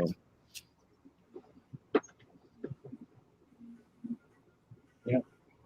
Raven, you seem to agree, but I'm not sure what's going on with you there. Yeah, like the whole insurrection thing. I mean, I do have kind of mixed feelings when it comes to the folks that were actually on the ground. Obviously, they're guilty of doing what they did, but they're not really the real criminals. Well, I understand. I mean, you know, it's Trump. It's the people who knowingly, you know, lit that fuse. They're the problem. Because if I believed that Joe Biden was illegitimately in office and that he, you know, his position was stolen and blah blah blah. If I believed all of that and that his being this false, phony, fake president was an existential threat to our country, yeah, I'd be there too. Right, because this is my problem with it. Because then this is the way it's being pitched as some sort of act of patriotic rebellion, as opposed to an actual attempt to overthrow a democratic election, which is what it clearly was on its face to anybody who has two brain cells to rub together, right? But like, what really bothers me is what you're saying about, you know, it's more to do with the people that were organizing the event and encouraging people to go out and you know, you got to be strong, and all that bullshit that Trump was saying and Rudy Giuliani saying to the same crowd, you know, let's have trial by combat and so forth.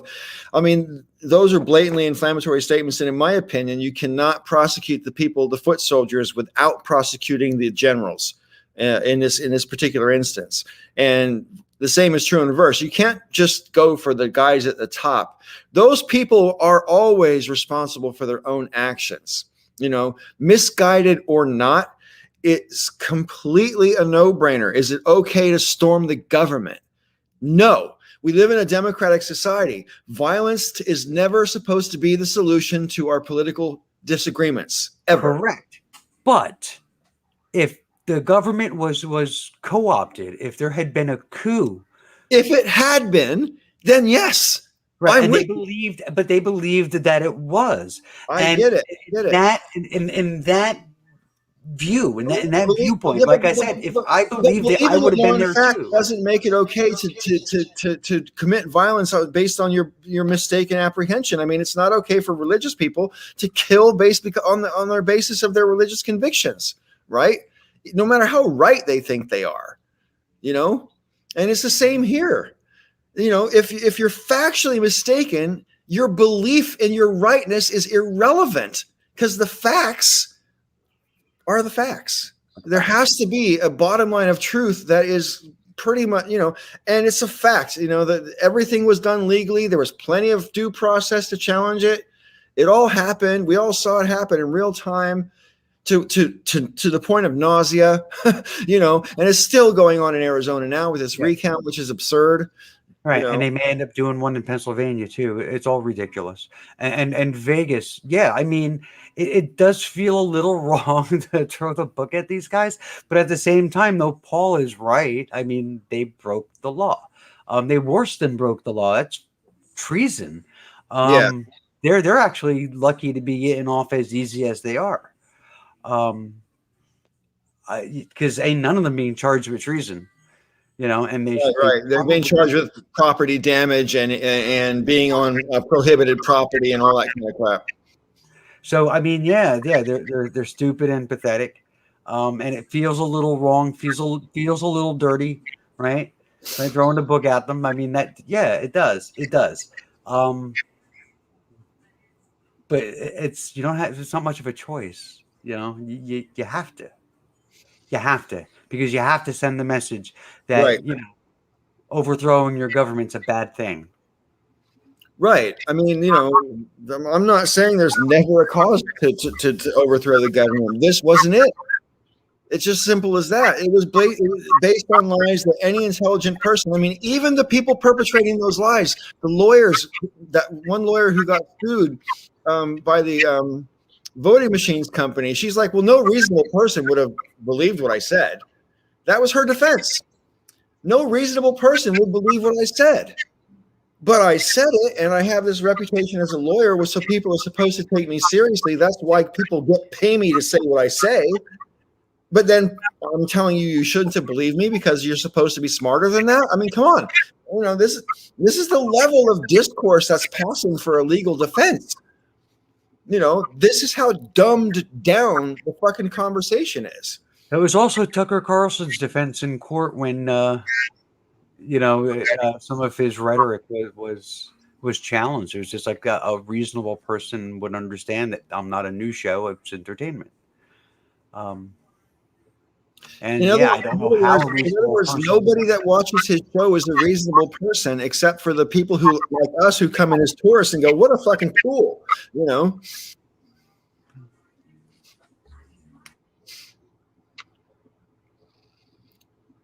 You know, I don't know that DeSantis is going to be the eventual nominee, but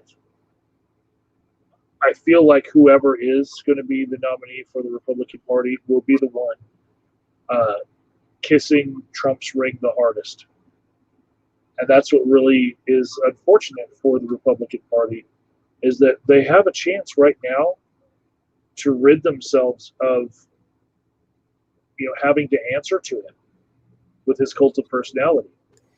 But it doesn't seem like they're wanting to take it. And Mitch McConnell basically said that.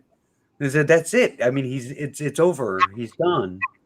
And that didn't seem to last. Yeah, they had the chance to get rid of Trump with the first impeachment. They didn't do it. They had a chance again with the second impeachment, and they didn't do it. And then they had the chance afterwards, to get rid of him. No, that was the second impeachment, because they had the second vote to stop him from ever running again, right? And they failed that one. And that, to me, that's a no-brainer, because it should have been on all the Republicans' interest to say, this is our chance to make sure he's out of our way. Let's get rid of him and stab him in the back, like the Caesars of Rome all stabbed senators of Rome all stabbed Caesar at the same time, because they all had to be in on it in order to get away with it, you know? And that's what should have happened here, but it didn't happen because these guys are all basically spineless wimps. Either that, or they're all in on it.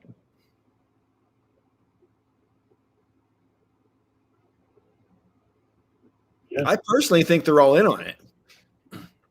You know, if they thought they could get a larger voting base, they might go for it. But Trump's block of voters is just so large, they can't afford to lose them. In any race, any local race, even the number of Trump supporters that make up the constituents of anyone running in the Republican Party is such that if you were to try to denounce Trump, you would then have to not be able to count on their votes. You know, Liz Cheney's going to have a hell of a time trying to retain her seat because people know that she's not cool with Trump. Yeah. I don't know. I just think the spineless wimp comment, as far as I'm concerned, is more than fair. It's either that or he's blackmailed them all or they're all in on it. You know what I mean? And I think them all being in on it is probably the least nefarious and most likely explanation. Yeah. So while you were gone, Paul, I know I told you this. Rumsfeld died. Yeah. Did you have any Schadenfreude? I personally did not experience any Schadenfreude. I was like, oh wow, I didn't realize he was still alive. So I was I had a reverse Schadenfreude face. It was like, oh well, there you go. I thought he was dead already. So yeah, that's how out of relevance he was to my own sort of thinking. Having said that, I know there was I witnessed on Twitter a certain amount of reactions to it, and then reactions to those reactions, and it's predictable. Anytime someone odious dies, you're going to get some people who go, "Well, they were bad for reasons X, Y, and Z." Hell, it doesn't even have to be someone odious. When Michael Jackson died, a whole bunch of people came out of the woodwork and did that, sort of thing. Maybe Michael Jackson's a bad example though of someone who's not odious. Anyway. I think you know what I mean. I mean, there's always a rush to condemn the recently departed, especially when they've got a history like Donald Rumsfeld. I don't have a problem with that. If you're telling the truth, it doesn't matter. When people say you're not supposed to speak ill of the dead, they mean your grandfather. You're not supposed to talk about granddad's drinking problem at the funeral. That's what they mean. They don't mean don't criticize a war criminal. Yeah. There's a certain level of notoriety or infamy that when one person gets it, they're what you need to abide by as far as etiquette when they die is completely different. If someone's that in the public eye, what an impact they have in the world should be reflected upon. Sure. Well, and I just get angry at the revisionist history. I mean, when George H.W. Bush died and he was sort of lionized and they had flags at half staff for an entire month afterwards. And I'm thinking to myself, this is a one-term president who was not really very well regarded in the first place. And quite frankly, if Jimmy Carter doesn't get at least the same respect when he dies, I'll be very pissed off. Well, I guess it's going to depend on whether or not Trump gets reinstated.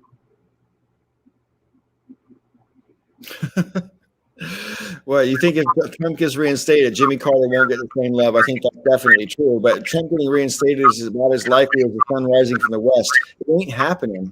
It's just not going to happen. Well, there's a chance that he'll run again. Yeah. But before then, he'll have a criminal indictment. Yeah. And you can't even vote if you've got a criminal conviction. I seriously doubt that you can run for the presidency if you're under investigation for felony charges. I seem to remember some criminal charges about him. The alleged crime was raping an underage girl. That was actually sealed and not dealt with if you were to read the legal documents, because it might impact his political career. that was actually taken into account with that case, and that happened prior to him taking office. So, well, I stand corrected then. But I sort of would have thought that yeah, Mage Grey Wolf says you can run. You can even run from jail. So I guess I was wrong in my apprehension, but I really thought that you couldn't run if you were under investigation. If not legally run, just pragmatically run, because if you're under investigation, as you just said, it's going to interfere with your campaign. So they shouldn't be able to say your campaign is more important than the investigation. That blows my mind. So pragmatism has nothing to do with this. Trump's positions are horrible for his own constituents, right? Also, it's really hard to pin down him as being for anything but himself. Yeah. That was 2020, and he still got more votes than any other sitting president. Trump in prison might actually do better than Trump out of prison, because there'd be less to criticize him on with his public speeches. Joe Biden. Let's test that theory by putting him in prison. Joe Biden had the same strategy of less public speaking, just coast our way into victory, and let's not have any flubs on stage that people can criticize me on. It worked. Yeah. Yeah. He got more votes than anyone else in history. Something like 17 million more than Hillary Clinton got. That's not insignificant. To be fair, though, he was kind of riding a wave of hatred of Trump. Yeah. There were a lot of anti-Trump votes in there. Yeah, and I'm personally confident, although I have no reason to base this confidence on, but you guys know me. But I'm personally confident that a lot of unexpected Trump voters, because he got a lot of votes, just in general, a lot of votes. And I think a lot of people just came out of the woodwork because Trump promised them there were going to be no more lockdowns. And I think that was something a lot of people were eager to hear from the presidential candidate. And I think a lot of people voted him just on that basis. And those people, if that was their issue, they're not coming back next time.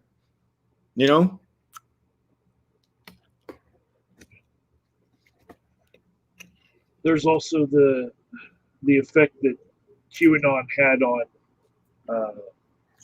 politics. I feel like that's died down too.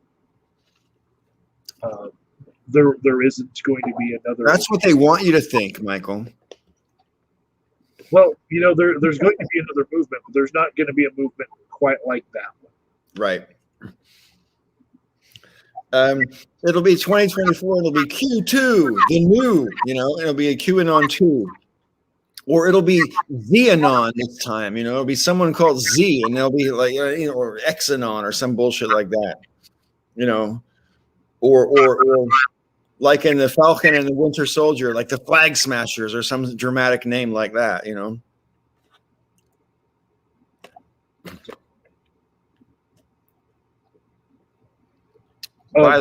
Vegas said that Trump banned Q material at his rallies, even though, you could see that there were plenty of people wearing that letter on their shirts at his rallies. But I do know that it's true that at a lot of his rallies, he had the red hats passed out in order to drown out the whole Q presence. Here, wear this really quick because we're doing the photo op. See how many red hats we can get in here. That sort of thing. Wow. Well, I am glad that I hear lots less about QAnon than I used to, because it was really starting to do my tits in that people actually buy into this bullshit. And I have personal acquaintances and family members who sort of are very sympathetic to it. And I'm just like, oh my God, what happened? Yeah.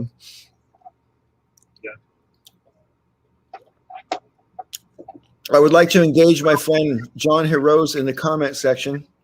I love the Falcon and Winter Soldier, John says. Me too, bud. I mean, honestly, I was blown away by how good it was. I wasn't expecting it to be so fucking good. Because they serialized it, they could tell the story in 6 hours instead of 2 or 2.5 or 3 hours, and in that way give you the depth of the story in a way that they would have had to cut too much out to tell the same story in a regular cinematic movie. You know what I mean? And the way they handled, sort of the Black Captain America. If you just had like a brand new sort of Captain America movie and threw the Falcon right into it without this series first, it wouldn't have gone down for all the reasons that they talk about it at the end of the series. When he's talking to the ex-black super soldier guy, and that guy basically says to him, "Hey, no self-respecting black man would want to be Captain America," because that conversation happened in the society at the end of Endgame. I remember seeing those conversations on Twitter and stuff. So the fact that they incorporated that into the series, I thought was brilliant, and I thought they resolved it in a pretty grown up and plausible way.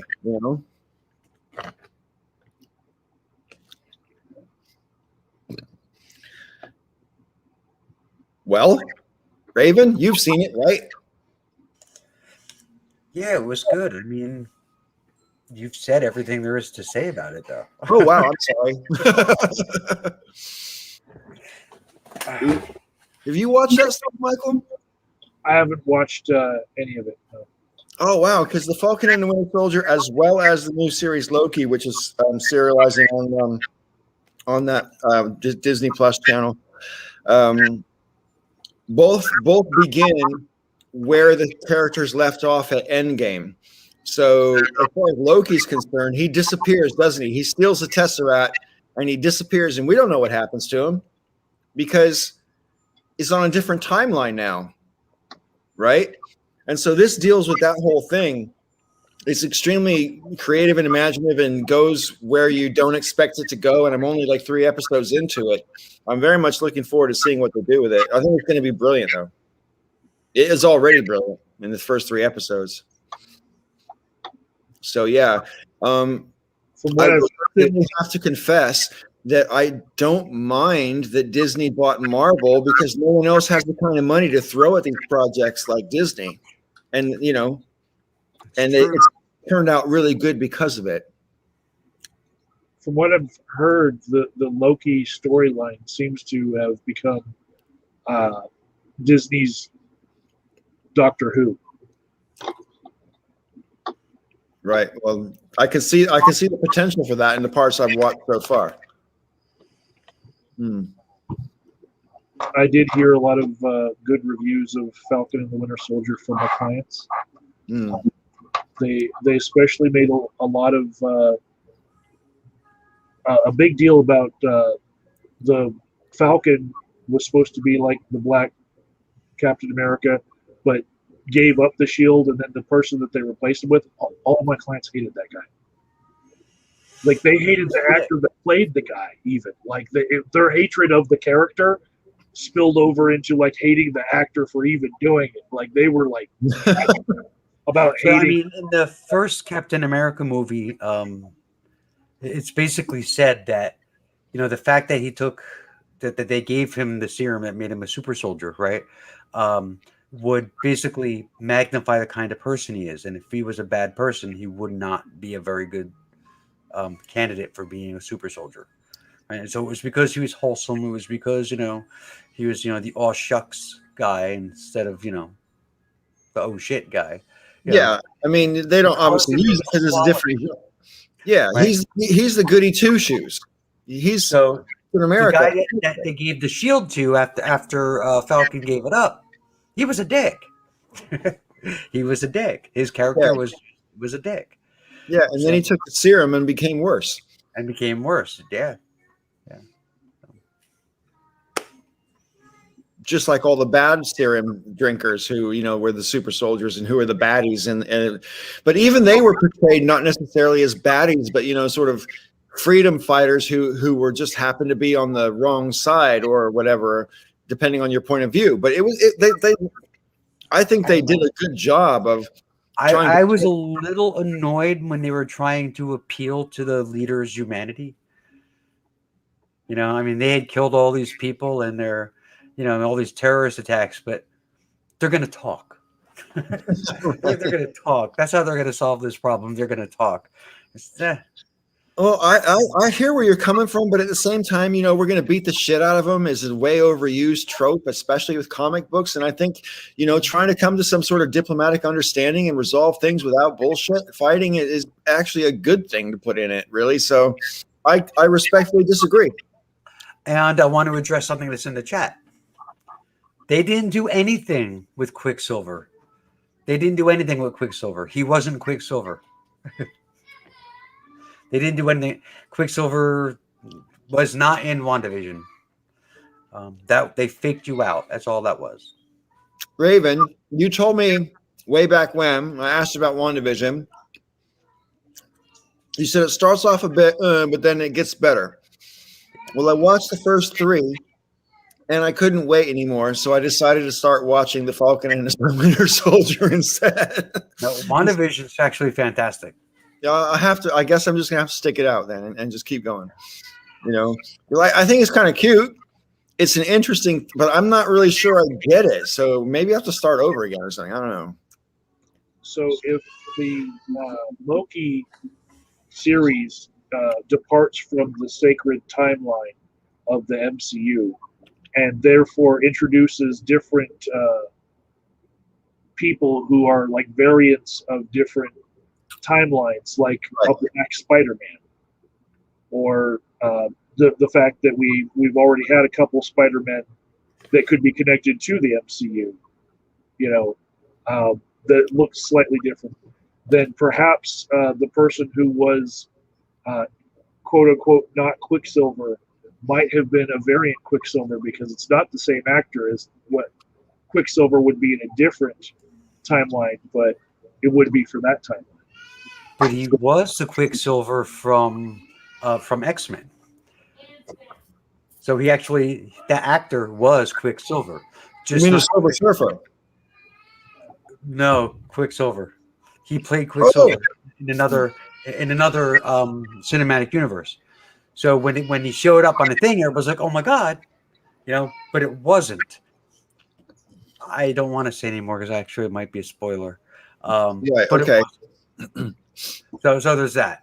And I think I'm hoping that what Loki is going to end up doing and where it's going to end up going is that it's going to allow Loki to actually come back in the MCU, and that he's not really dead. And Thanos was wrong when he said no more coming back, no more resurrections.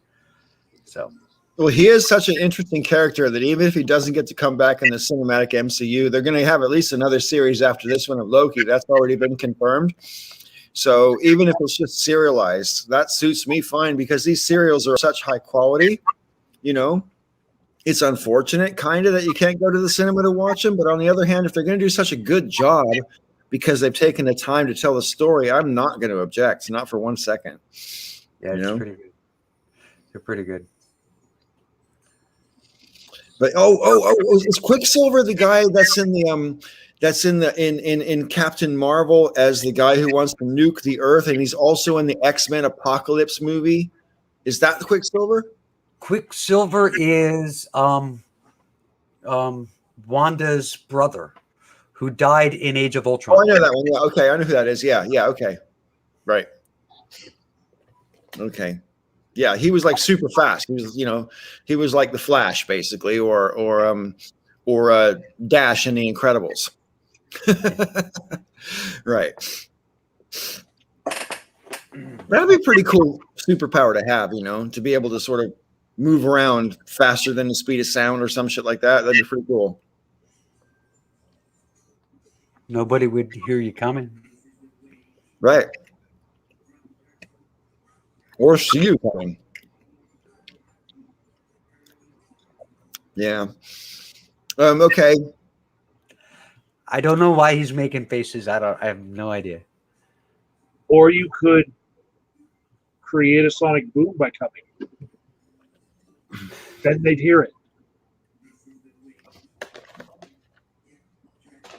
Well, I noticed on I was watching a segment on MSNBC yesterday, who was therefore talking about a segment on Fox about how Marvel has ruined Captain America by making it political. And I laughed my ass off. And they're talking about the comic book. They're not talking about the Winter Soldier thing or any of that stuff, which is what I thought it was going to be about. But it turned about the modern comic book and how it's like too political or whatever. And I'm not the first person to point this out, of course, but I mean, like, in the very first episode of Captain America, he punches Hitler in the face. I mean, if that's not a political statement, I don't know what is. You know what I mean? I mean, and it's not just Captain America. Most superhero-oriented comic books have always been political. Right. And you got to remember, though, what Fox News said about Wonder Woman. You know, how horrible it was that Wonder Woman wasn't – she was not pro-America enough, and that her uniform wasn't red, white, and blue, that it had gold on it. It's supposed to. What the hell's wrong with that? And it's just like, well, Wonder Woman's not American. Right, yeah, she's an Amazon. So everyone knows that. Yeah.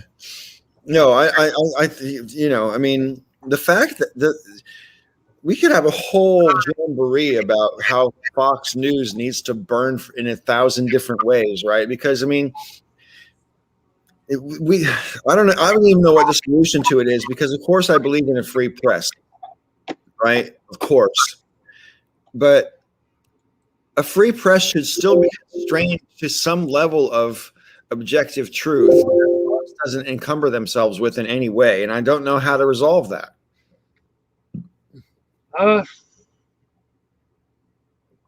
People get education. That's one way, you know. So let's take like people who don't want to pay for anyone to go to college, and we argue at them and say, well, are you okay with people going to school paid for by the government till someone's 18 years old? What's wrong with stretching that to 19? Then what's wrong with stretching that to 20, 21, 22? Right. Get people more education, and maybe that would help the problem, I'm hoping. But you have to remember, though, a lot of the people who are like against the continuing education, the further education, are against public schools as well, though, because their argument is public schools are socialism. Yeah, and indoctrination. Don't forget that part. You know, we're teaching evolution and shit like that. I know a number of people in my community that say that all the time, that all the public school system is liberal indoctrination, and they teach kids to read literature through different lenses, and one of them is a feminist lens, and one of them is a Marxist lens, and it's just like, wow, you're just a fucking idiot. I mean, it's just... Well, I mean, as much as because that's not accurate, but on the other hand, I personally, as I raised 2 kids, I wouldn't object to my kids reading some Marxist literature, because that's how you learn shit. You know, most of the people who bitch about Marxism have never read it. I guarantee you. And that's the thing, Paul. They're not even bitching about like the literature being Marxist. It's more of a, you know, reading something through a lens. So I mean, you could take almost any story where it has any kind of like a struggle of any kind, you know, and no matter what it's really about, you can then like read it through a Marxist lens, or you do the same thing with any story, you know, with feminism, and say, you know, read it through a feminist lens. And it's like, yeah, okay, there are different ways that you can look at different pieces of literature and make them mean or mean less or mean something different depending on the lens that you're looking at it through. That doesn't mean that kids are being indoctrinated. They're learning how to look at things from different points of view. Right. Learning what different points of view are, and then having the freedom of choice, I hope, to think, hey, maybe I agree with this one, but not that one. Rather, because I mean, I don't know about you, but I didn't believe everything I was told when I was a kid. Sometimes I'm like, no, bullshit. You know what I mean? Like, I was raised to be a racist, for Christ's sake, but I'm like, no, these people have done nothing to me. Why should I hate them? You know what I mean? I mean, not everyone thinks the way they're told to think. In fact, some people resist that aggressively, you know? And it depends on the person and also, of course, their environment, because in some environments you really can't get away with bucking the trend, at least not openly. You know what I mean? Like, let's just say you're raised in Mississippi. You probably can't admit you're an atheist in high school without, risking getting your ass kicked, because 91% of everybody is a born again Christian. I would say that it really depends on where you go to school as far as that feminist perspective being used a lot and taught. In my high school, there was none of it. Absolutely none. In my undergrad degree, half my classes, half of them would bring it up. For my master's degree, there was one class in particular that had at least a week dedicated to nothing but that. But for the most part, it wasn't present. But all of my classmates were aware of feminist theory and would apply it in their papers. Right, and that's the whole purpose. And that's the whole purpose, because it's what it's supposed to do. It's supposed to teach you to look at a situation or a set of facts or something from a different point of view, than your own, and be critical about it. Right, and to help you come to possibly different conclusions about what it was that you're dealing with or what you read, and to call that liberal indoctrination is just ridiculous. It's just all it's doing is broadening your mind. Yeah. I mean, teaching people what to think and teaching people how to think are two completely different issues. And by just by exposing someone to information doesn't necessarily mean that they're going to go down that route. I mean, it's the same. I used to say this all the time back in the 80s, all this sort of anti-gay hysteria that I used to find myself surrounded by in the 80s was cracking me up, because they acted as if all you had to do was see two guys kissing and boom, you're gay now, because you witnessed it. You know what I mean? Or it just blows me away.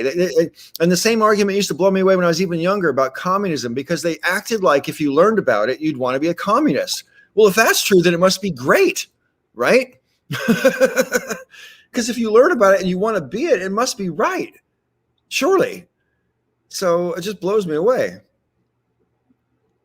I will say that I'm a little bit more open to the thought of it being considered a lens that kids are taught, because of my major in my master's degree.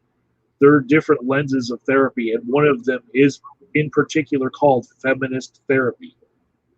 And just like I put on behaviorism as a hat, and I think about shocking mice in a maze, and do they get cheese or not? And I think about, different things like Freud's psychoanalysis and stuff like that. There is an entire lens that I was taught about feminist theory and feminist therapy and how to apply it to people. And I think that it is valid, because there are a number of tenets to it that when applied in a therapy setting can fix a lot that's wrong with traditional therapies and make it a lot more inviting for clients to be there, and addresses a lot of the issues that were keeping clients from being there. Mage Grey Wolf a moment ago makes this observation that the people making these complaints are saying, look at it this way, as indoctrination. In other words, telling someone to have an open mind is indoctrinating them. Article. I want to ask this because I'm the only trans person on the panel. Outer circle. Should children be transsexuals? And I think the question that she is asking is, should children be transgender? So my answer is, I don't know. Should they be children? Should they be white? Should they be breathing? Should they be thinking? Should they be anything? I don't fucking know what they should be. I know that some of them are trans, and there's nothing that anyone can do about that, and it has nothing to do with other trans people. It has nothing to do with politics or school or any kind of education. Some kids are trans because it is a normal natural state of some human beings. So So with it. for the people who don't think that kids should be considered transsexual, those same people would also be okay with a lot of the different things that are unhealthy for kids to be, such as, let's say, morbidly obese. They would choose that over their kid being transsexual. They would choose their kid having a child at the age of 14 over their kid being transsexual. They would choose a kid who is saddled in poverty and maybe even hunger rather than them being a transsexual. You know, there's a lot that you could say is a choice about how kids are being raised that I think it is a much bigger problem to tackle. And also, kids should be able to choose whether or not they want to be prepared for certain things in life. We spend their childhood preparing them to do something, right? And if they have an idea of where they're headed, you know, later in life, maybe they don't want to go through a process that is going to make it harder for them later in life. So put those puberty blockers on. If you have an idea that maybe you don't want to have, you know, masculine shoulders, you know, maybe you might want to compete in women's MMA and not be considered too masculine like Fallon Fox to be really considered a woman because you were too masculinized before you started your transition. You know, maybe you just don't want your brain to become weird and scrambled. You know. Well, when it comes to this sort of thing, because of I am literally as close to ignorant as a person can probably be. I just defer to people who know because I don't know. I don't know anything about the medical realities of what's going on in the brains of a person who feels they're not in the body they're supposed to be, or feels that the I don't know. I have no idea, and because I have no experience of it and I have no understanding of it in an educated way. My attitude is I will go with people who know more than me because I don't know. So like Vegas has said they'd choose a kid to kill themselves over being trans, and that's absolutely true. And I know that it's true because it happens in this country pretty much every day. So it's just beyond ridiculous. It's a stupid question. That should kids be trans? Should they be anything? Should they be anything? They're going to be who they're going to be. Whether Right, that's I agree with that. I agree with that line of reasoning be, completely. Absolutely. You know, and you there's can't. nothing that anybody can do about it. And Yeah, as a society, it's better that we deal with this sooner rather than later. And it's already too late. it's already late. I was going to say, You yeah. know, I mean, it's but I think it's a silly question. And I think it's a question that can easily be seen as being a bigoted question. But I will not. I will not. No, I think the Make that question was put out there rhetorically to stimulate conversation. I don't think it was coming from a standpoint of ignorance or bigotry, really. I don't think that's where the outer circle was coming from at all. Well, that's what I'm hoping. Yeah. So. Yeah. And it did stimulate conversation. I mean, that's the most we've got out of you for some time, Raven. You know? Yeah, I'm just so sick of Trump and the economy and politics. Sure, all that stuff. I don't blame you. That's why we talked about comic book movies for a while. You know what I mean? Let's perk it up a bit. I'll say that I feel like it's important to know where your biases are on such an issue. And for me, I would correlate those parents who wouldn't want their kid to be put on puberty blockers to the same parents who wouldn't want their kid to be vaccinated. I would put money on there being a correlation. And in that everything is intersectional. I love using that word intersectional. So does my friend Autumn. In that everything is intersectional that way, you can see that these politics come in blocks. This line of thinking, it's the whole kit and caboodle sometimes, and you can't separate it. The same people who would not vaccinate their kids are the ones who would rather their kid die than be trans. Right. So complaints, right-wing complaints about what make you wonder. See, I mean, that's the thing. This isn't a political thing. It isn't right-wing or left-wing. It's a thing about, nature. This is just a reality for some people, and the trans experience is different for every trans person because every single one of us are different. It's all very personal because it's very, very personal. Yeah, right. How could it be anything other than personal? you know. Um, so I don't know what right wing complaints that you're talking about and what you say they make you wonder. I have no idea. But right wing is irrelevant. Left wing irrelevant. It has nothing to do with right or left. The only thing that comes into play with right or left is the bigotry tied to whatever nonsense they're spouting. Giant intersectional path here. The people who don't read as much also in that camp. If I were to say the people who don't want their kids to be that way, people who don't want to vaccinate their kids, I would say also correlated to that is they don't want to read. Right.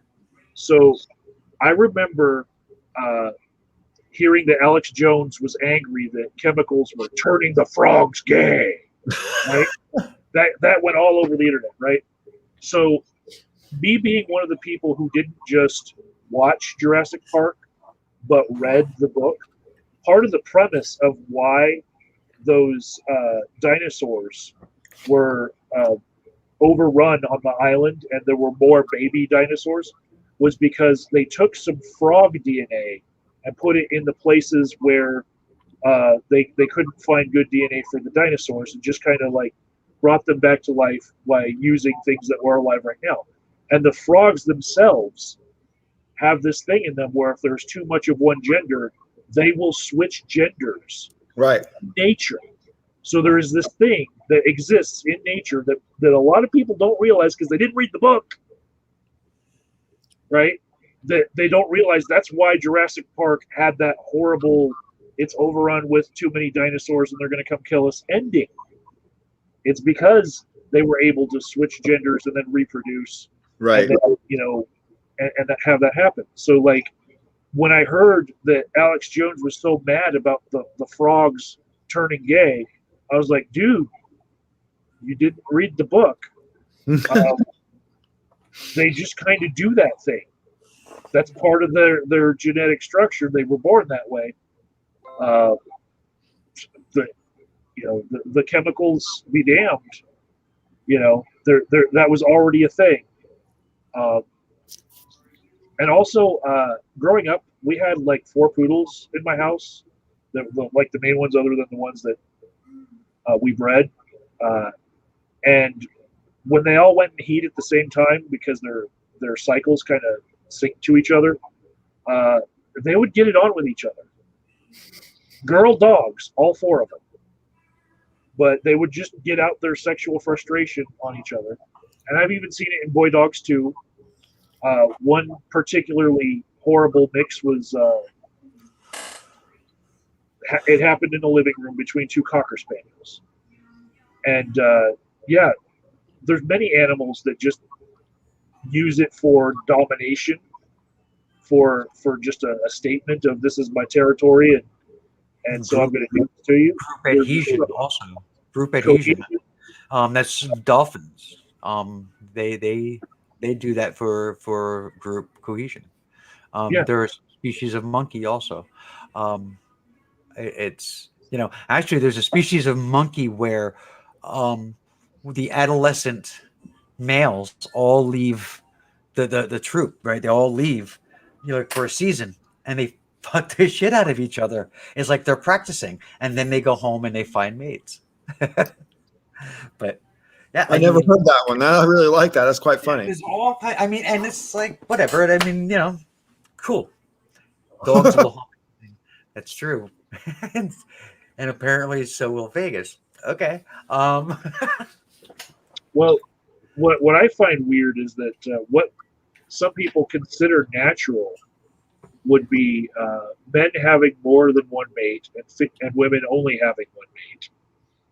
Whereas we know that the rate at which men and women are born is close to half and half, slightly more women, right?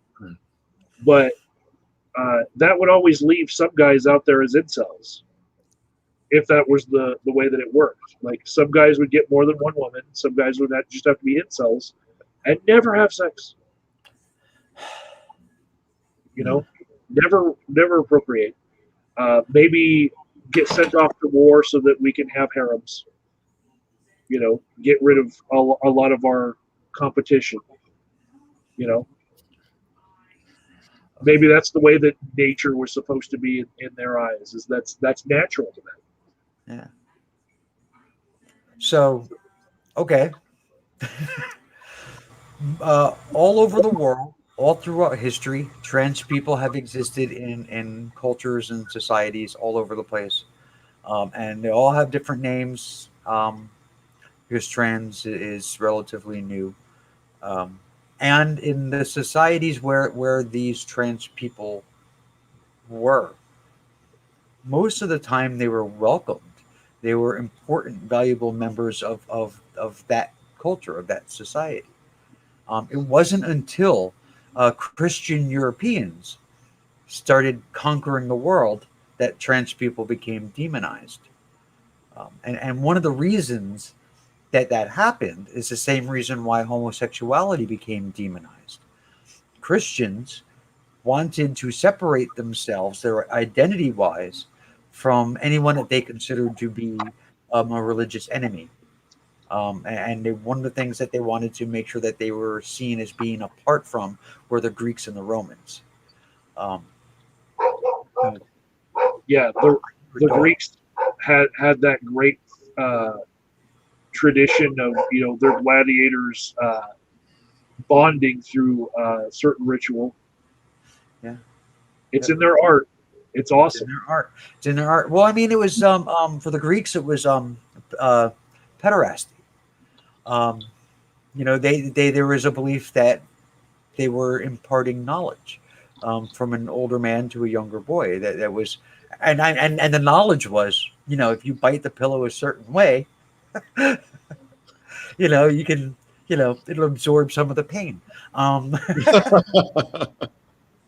And the Romans were just, from what I understand, the Romans were just whores. They were fucking everybody. That was what was going on in the baths, which is interesting because that's what goes on in the baths today. Boom! Yo, Sister Danger. How you doing? Was somebody talking about me? I mean, I saw you pop up, and I'm like, whoa, there she is. How's it going? Yeah, I actually didn't expect to be here because I had company come over today, and we basically spent the whole day working on stuff for an upcoming event, but then she had to leave. So I was like, hey, look at the time. And I just finished polishing my flute. And so I thought, well, maybe I'll just pop in there. That was not a euphemism. Do not shake your head at me like that. That's but Robert, Raven's right in the middle of something, though. So please carry on. Oh, yep. I'm on mute. You were? I'm done. Rant on, rant on. But no, I think about like the historical stuff. I had a conversation. Someone in my family over here is in the middle of transitioning, and I had this conversation with their parent, and she was saying that a lot of people who are transitioning right now are going through the same sort of bigotry that gay people were going through, say 30, 40 years ago or whatever. And I basically sort of I knew where they were coming from, and I said to this person, that the ideas about gender in America are just kind of fucked up in general, because you get this whole argument where people are saying there's only two, there's only two, there's only two, and they have some sort of emotional investment in the number two of genders. Like there's something inherently wrong with thinking there's any other way to look at it. And I pointed out that we already have multiple gender definitions in America that we just don't call multiple gender definitions. I mean, for example, if I say, and I understand the political incorrectness of this term, but just for the sake of conversational making a point, if I say butch dyke, you have an immediate image in your head of the type of lesbian we're talking about. We're not talking about all lesbians. We're talking about a particular subgroup of lesbians. If I say camp homosexual, again, you're going to have a certain number of stereotypical ideas about what fits that don't apply to all gay people. If I say alpha male, you're going to have a whole bunch of traits that goes along with male that doesn't necessarily belong to all males. So we've already scabbed knuckles, genders. Yeah, we've already subdivided genders without acknowledging that means there's more than two. Yeah, Kazoom told me something about bear bait. Well, bears are a type of gay person, like a subcategory. Yeah. Bear bait? Yeah. Well, you know what a bear is. I know what a bear is, but like bear bait, I'm guessing it's a twink. Well, whatever it is that bears like. I would assume. like other bears. Bears like honey pots.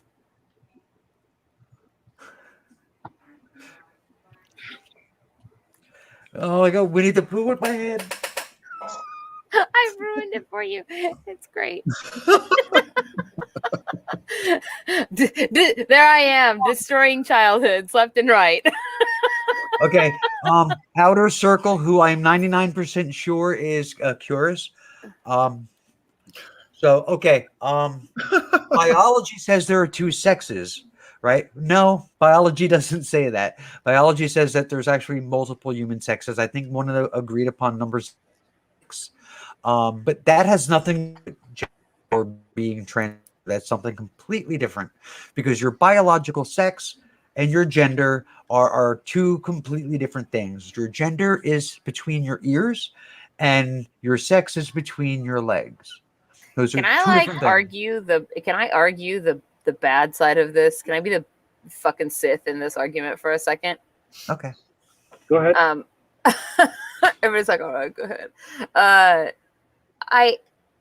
Without putting my fingers to the keyboard, I almost want to say off the top of my head, one of our scientific definitions of male or female, basically of a gender, one of the because it's not just a single definition, right? There are attributes, like a list of attributes, and if the thing meets those, then we call it that, right?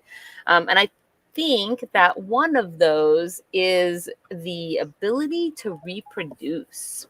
And so, since we do not have a third gender that has the ability to contribute to the reproduction of humanity, I think that this is one of the weird hang-up points that people that are like, there's only two genders and there can never be anything more ever, because they inadvertently, because that's what we've been told. Like, that's what we've been told forever and ever, is that must be a part of it. But no, it's okay. Like, I mean, let me finish my thought and then AOD can go, I guess, But like, I'm not saying that has to be that way, because those are all man-made definitions. Like, I get that. So it's alterable, it's changeable or whatever. But I think that when that's what somebody's been taught their whole life, they have difficulty stepping outside of that. I mean, I'm sorry. My dad's like fucking 70 years old. Like, there is no way that dude's ever gonna grasp these newfangled concepts, like before dead. So I guess I just think there's some people that are going to be stuck in it forever, and there's just no helping that. You know what I mean? But then I'm not trying to negate what you're saying, but I resist the ageism that you just displayed there. I'm almost 70. What's wrong No, with you're not. You're barely older than I am, bub. Holy smokes, you're not even old enough to be like my dad. You're I'm maybe closer to, old enough I'm to be my closer to 70 brother. than I'm closer to your age. No, you're not. How old are you? Oh, So, look at okay. that. I'm 46, bruh. I think I'll be 47 this year. Okay, I'll but be, Well, I'll be guess who 60 your when I- daddy is then?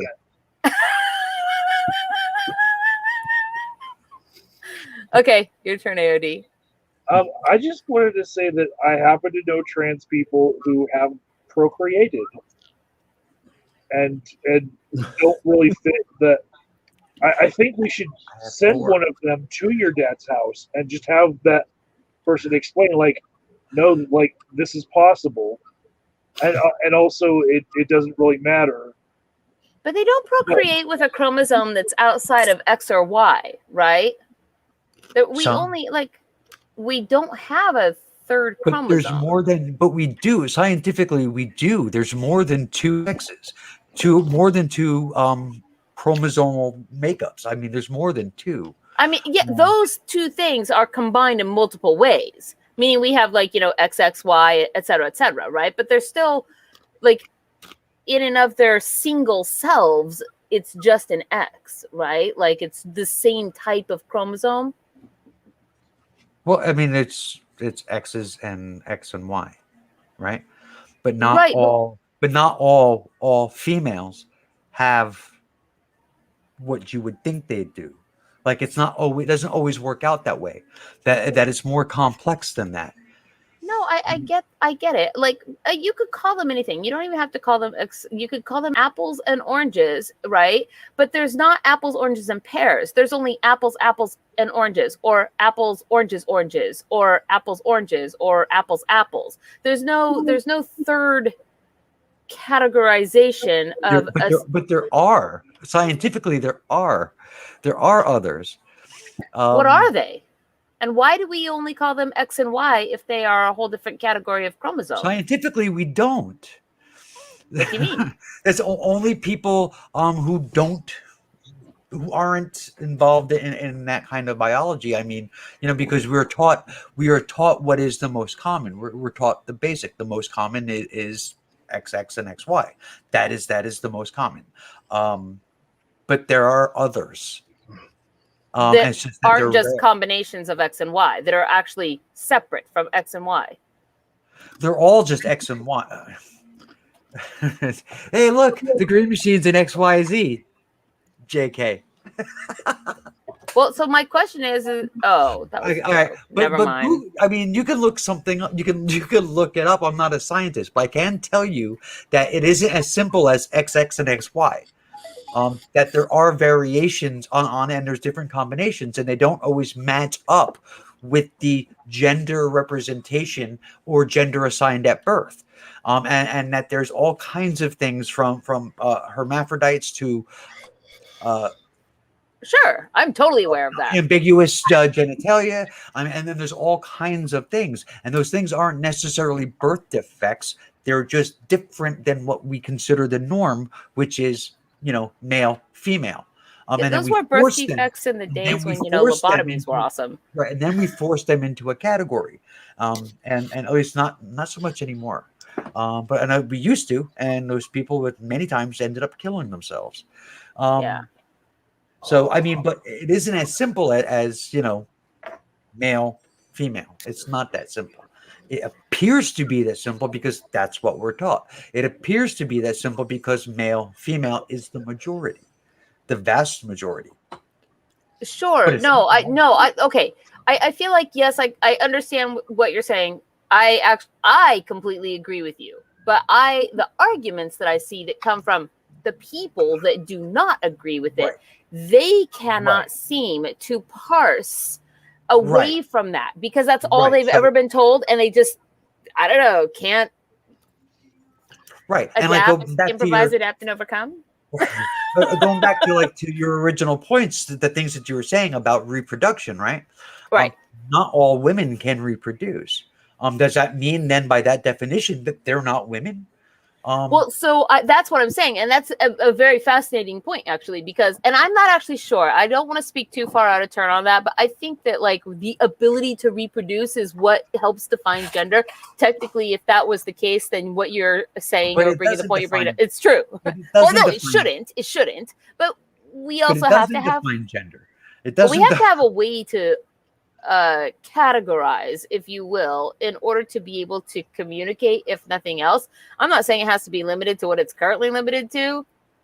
In fact, it probably should change because we know so much better now about so many things. But I mean, language is necessary in order to communicate ideas and stuff and things. That's why we do categorize stuff and put labels on Right. things and make definitions. Just because in a less enlightened time, to people that is not scientifically accurate doesn't mean that we should just pat them on the head and let them off the hook and allow them to continue to believe something that isn't true. No, Sure. like totally true. No, like 100%. Yep. Nope. I totally agree. We were watching what were we watching last night? Leatherface. I don't know. Because I have a thing with Texas Chainsaw Massacre genre of horror films. Anyway, so we're watching Leatherface because I hadn't seen it, and man, it part of it takes place in like a mental institution in, I don't know, maybe like the 30s or 40s. And it was just like the things that they did were so terrible, and just electroshock therapy. And I just like, I wanted to cry. I'm not even a mental person, like mental health care person, but just looking at some of that stuff, I'm just like, God, this is the worst. Like, we were so terrible in medicine back in the day and giving people lobotomies in their temples, and fuck, medicine was horrible. What were we thinking? Why is it so hard for us? I'm sorry. I'm going to. So I'm not a fan of the Born That Way defense of the LGBT community. I think that it's easier ground to defend people for being any type of gay, but it really doesn't help when I know of cases where someone was XY, totally full of testosterone, hetero, and found themselves in circumstances where for a little while they played around with men. Is it not because they arguable? chose to. So But- can but, I? Because okay, you're a but person that homo- deals with this. But can I? but Can I ask a question about it really quick? Well, speaking specifically to that, like, is it? I mean, is it not demonstrable that you can literally, BF Skinner your way into your, like, what arouses you physically, what you actually find yourself attracted to? Like, you can alter that by exposing yourself to things, by working to change your own mentality towards stuff, by changing associations between, just straight up Pavlovian. Hear the bell? Oh, I have an erection. Like, I mean, maybe not quite that simple. That's super oversimplified. And what I have to say about that is when people choose it, if someone chooses to be trans or chooses to be gay in that fashion, it's still just as okay as if they were born that way. Oh yeah, Right. totally. So- No, I totally agree so- with But that. people prefer the standpoint of, I was born this way, you can't argue it. But even if they chose that way, you Who can't argue. cares? Like, that's It's still their just right. as valid. What's I the agree difference with that. between choosing your freaking gender of person, choosing whether you like skinny chicks or blonde chicks or chicks that have brains or chicks that dress like Velma versus Daphne? Okay. I mean, come on. So when you laid out your scenario, right, that's you talk about the person you know. You talked about basically homosexuality, and you talked about their chromosomes, which are not related at all. Like So the homosexuality, gay or lesbian, has nothing to do with your chromosomes. Yeah. the presentation be of this person in prison would have been very foul because they were playing a part for a while. And when they were then out of that environment, they chose to go back to a different way. Right? Because there was So- different things available. But So- while they were in the pen, they decided to live. Right. So, in a similar thing, and it's a completely different, like there's, I can't remember the guy's name, Ray something, I don't know. Basically tried to invalidate all trans people by saying basically it's autogynephilia. And if you don't know what that is, it basically means that you're a man who gets off on the idea of being treated like a woman or looking like a woman or dressing like a woman or having sex like a woman, blah, blah, blah. That's a fetish. That's a turn on. And that's what all trans women are. And that's absolutely untrue. What happened? It's a kink. Like it's a kink. But I mean, it's completely untrue because I was talking to your friend Autumn. And something I said to her was that in my case, I am not turned on by any of this. And actually, a lot of it's a fucking drag because it's a drag. That was funny. Because it's work. You know what I mean? It's just like, I didn't ask for this. This doesn't turn me on. As a matter of fact, I'm on hormones. And one of them is a testosterone blocker. So it does the exact fucking opposite of turning me on. And so there you go. So much for that fucking theory. But those people do exist. And are they less valid as trans people because they choose it for kink reasons? No fucking no. I have mixed feelings on that. But what it comes down to is I don't care. You know what I mean? Like it's nobody else's business why they're doing what they're doing. It's certainly not a mountain on which you want to fight your last battle. You know what I mean? Exactly. Like you show me somebody that's pissed off about trans people, that the root of it isn't because it's an inconvenience to them when they want to try hit on somebody at the bar. That's what it all boils down to. I have a story that relates. I had gotten a friend request 2 days ago, I think it was. It might have been yesterday. I don't know. I got a friend request from somebody on Facebook. We had a friend in common, so I accepted the request. Over the next few hours, this person, man from the UK, commented on a bunch of my pictures saying that I was pretty and I had a nice smile and you're so beautiful. And, they sent me a message and thanking me for accepting their request. And I thank them for sending the request.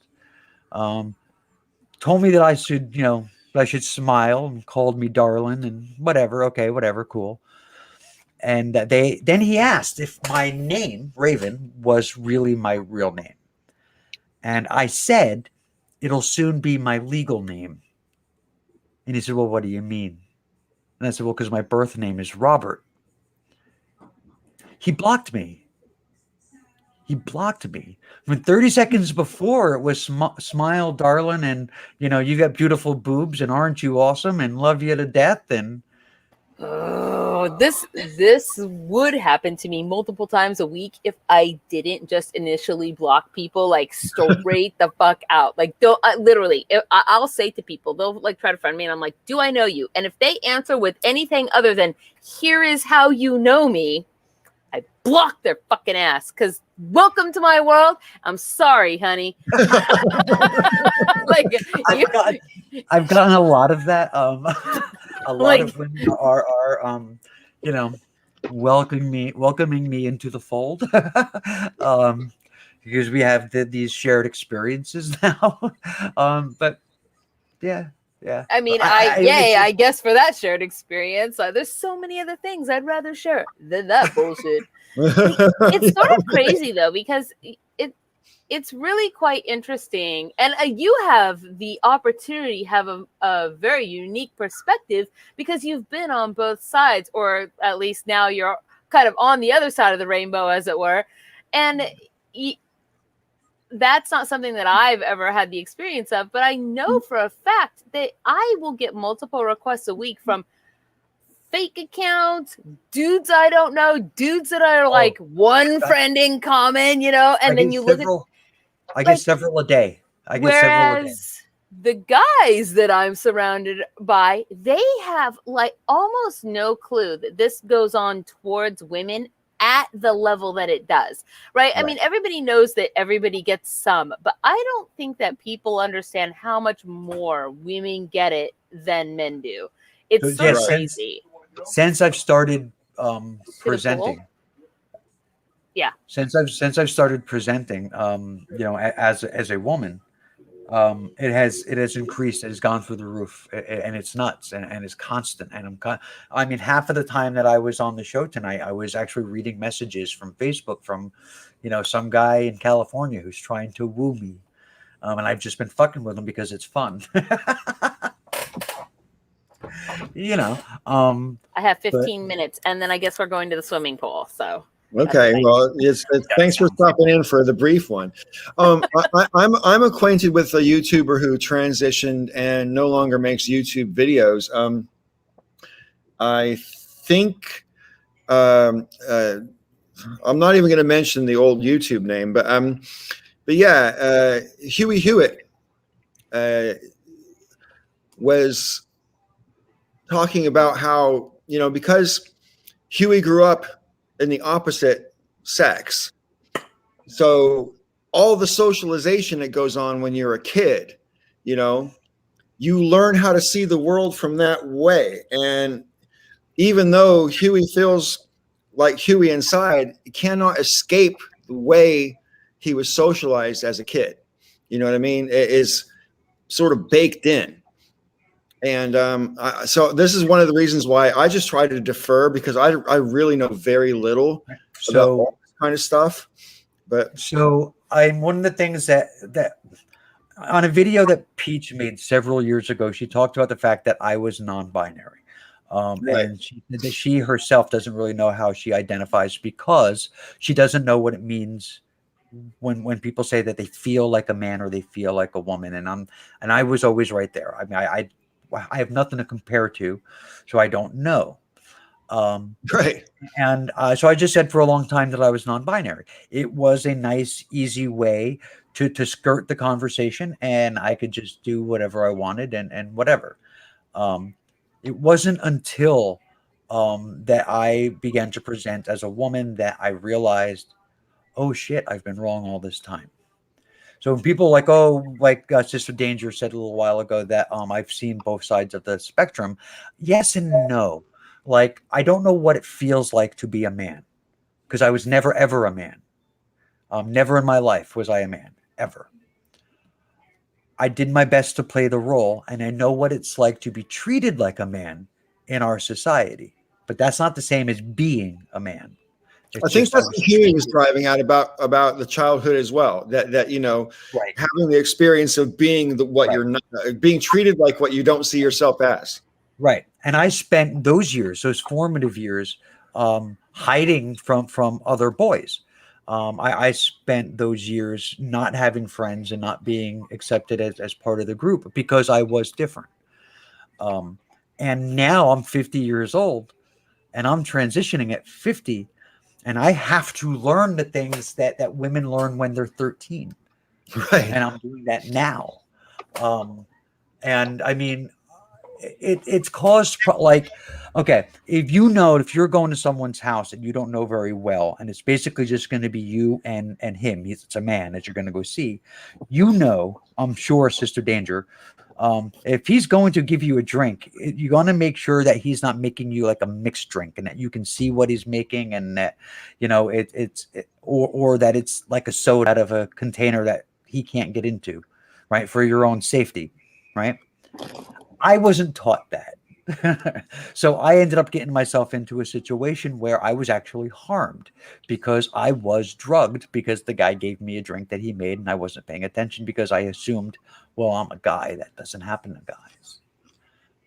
So what we're taught about how we handle ourselves, in the wild, are different based on what people perceive you as a child.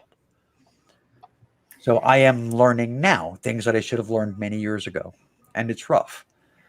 I am super stuck on what Peach said about how she didn't know what it meant to feel like a woman or a man. Like you kept talking past that, but my brain is not letting go of that. Like, because and then something you said about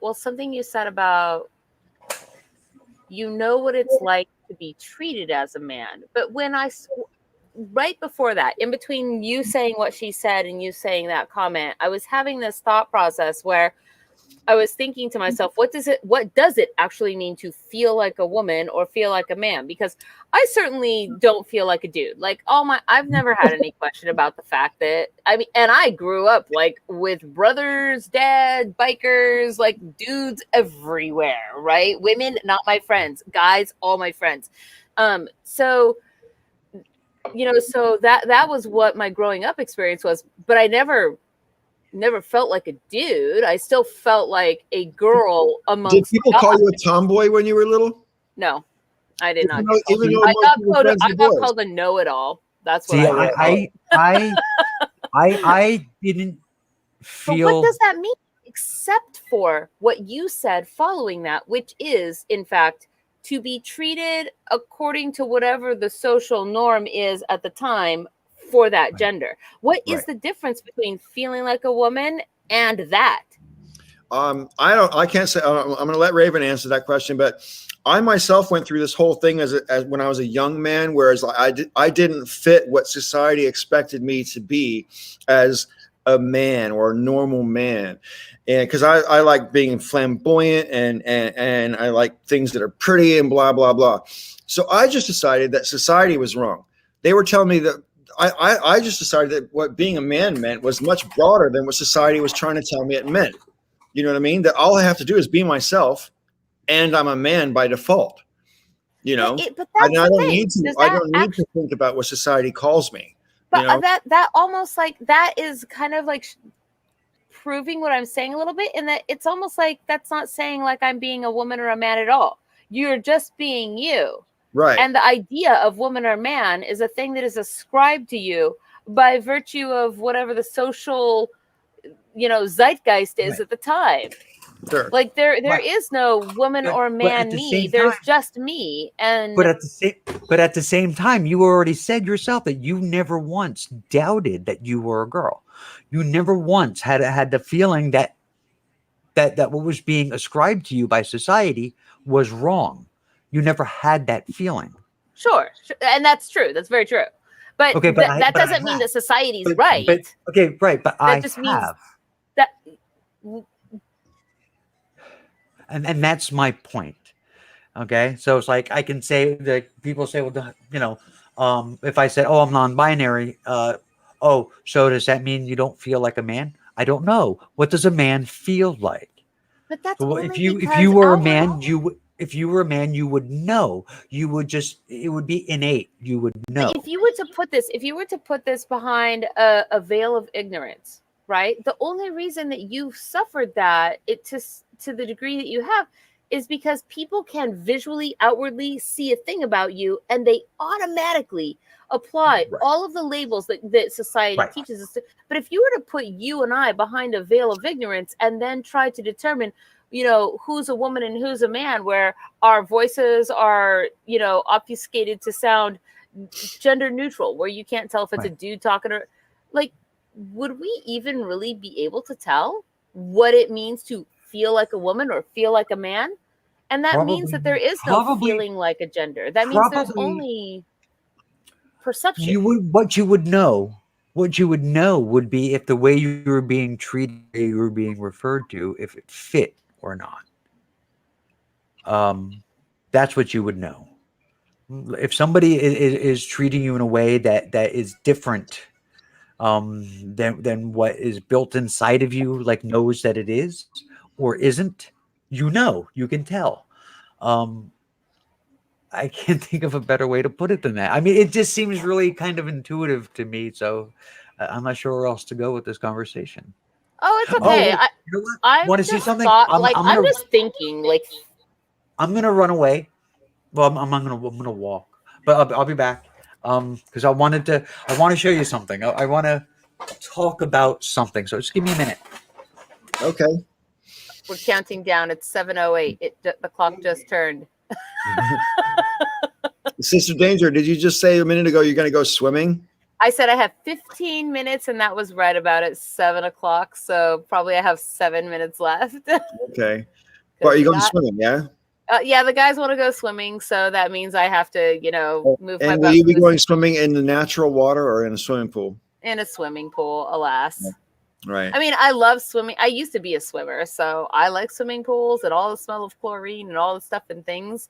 Although, also swimming in natural water sounds amazing, like diving into a lake or something to that effect. You know, that. Would you be afraid to go off on a yacht, like just say 2 miles out to sea, and then jump where you don't know where the bottom is, and just get in the ocean with all the vast array of wildlife that you can't tell is underneath you? Would you be cool with that? Yes, I would be more cool with that than actually swimming on the shore, where the tide and the currents are going to almost certainly have more of a sway or a pull on you than they will in the deep ocean. That's certainly true in the Pacific Northwest, because where I come from in California, we definitely have like a severe undertow. And it's not just this undertow, you also get certain parts of the coastline where these creeper waves can come and just like, even though the tide's 25 feet away, a wave can just come up and take you out, just before you know it, you're 100 feet out to sea. And, on the other hand, when I lived in the UK, I lived in this town called Weymouth, and the beach there is at such a gentle slope. You can walk 100 feet into the water and you're still only up to your waist. And there's no undertow at all. That's so cool. Yeah, it's a great place to take kids. Anyway, Raven, did you find what you were looking for? Yeah. So there are things that are like society drills into us, or things that become like so ingrained into us through our time growing up that we don't even think about doing them anymore.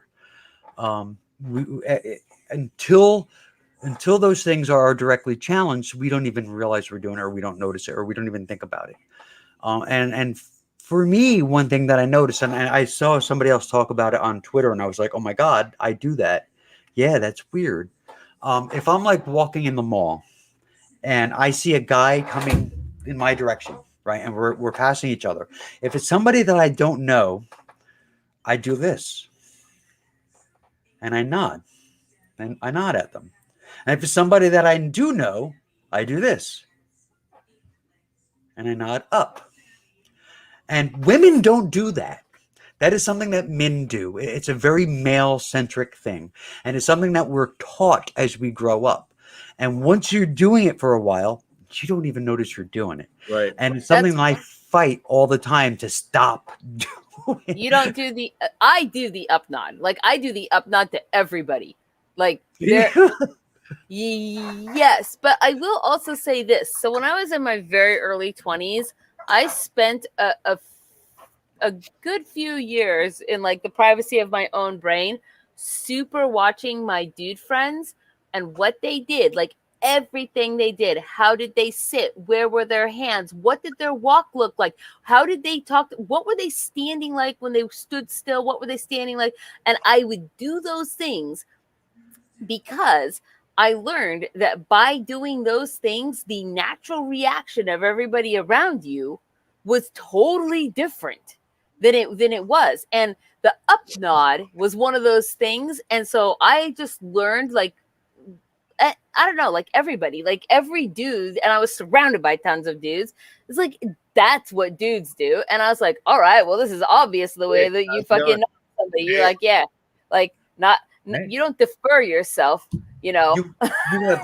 You have all seen it and or done it, right? I mean, like the other thing, walking down the street when you come up to somebody, like if they're walking, I actually will still do this if I feel like somebody's being a douche about it, because nowadays I don't feel like there's anything, like, whatever. If I'm going to move aside for somebody to get down the sidewalk, it's not a fucking deal. Like, I don't have a thing about it. But back in the day, it's like you would walk down the street and somebody's like coming up on you like, oh, I'm not going to move down on the sidewalk for you to get by. Like, you're just going to.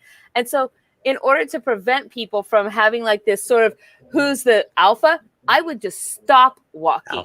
Because if they literally kept walking, then they would have been walking into a person standing still. That makes them the asshole by default, not me. Whereas if we walk by each other and we're going to slam shoulders, now we're kind of like, all right, you want to like go? Is this going to be a thing? But if I just stop walking, now you're a super asshole if you just walk into a person standing on the sidewalk. Everybody knows that, right? Like, that was how I won that competition. Like, all the time, I would just stop and wait, and then they would have to move to go around me.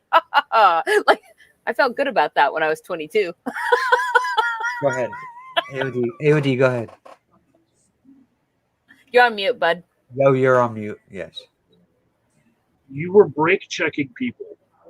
Fuck yeah. Like, are you kidding me, man? We used to bang back in the days. We put our bangs in and walk down the Ave in university. Like, those were the days of Anne Rice and shit. Like, it was all about vampire and whatever. People coming at you all dressed in black, gothed out, and you're like, whatever, I'm more goth than you. I'm just going to stand here. You have to go around me. So I was kind of hoping that Paul would be here because I think he would You have a get a purse. kick out of this little next bit of it. And I went to get this. This is where I left before. This is my bag. This is my purse, my pocketbook. Can I see that up close to the camera to see the pattern on that? What is that DB? DB. Dooney and Burke. This is a designer bag. This bag is a 200. I was going to say, was that $350 bag? Yeah. I paid $13 $13.50. I paid at a consignment store. But the tag is still inside. The tag is inside. I actually kept it. The best scores. I mean, I have like no purses, but yeah, it's still cool. You're not going to be able to see that, but yeah, no, $215. So it's a nice bag. It's too small. I need a bigger one. It didn't take long for me to figure that out. I need a bigger one.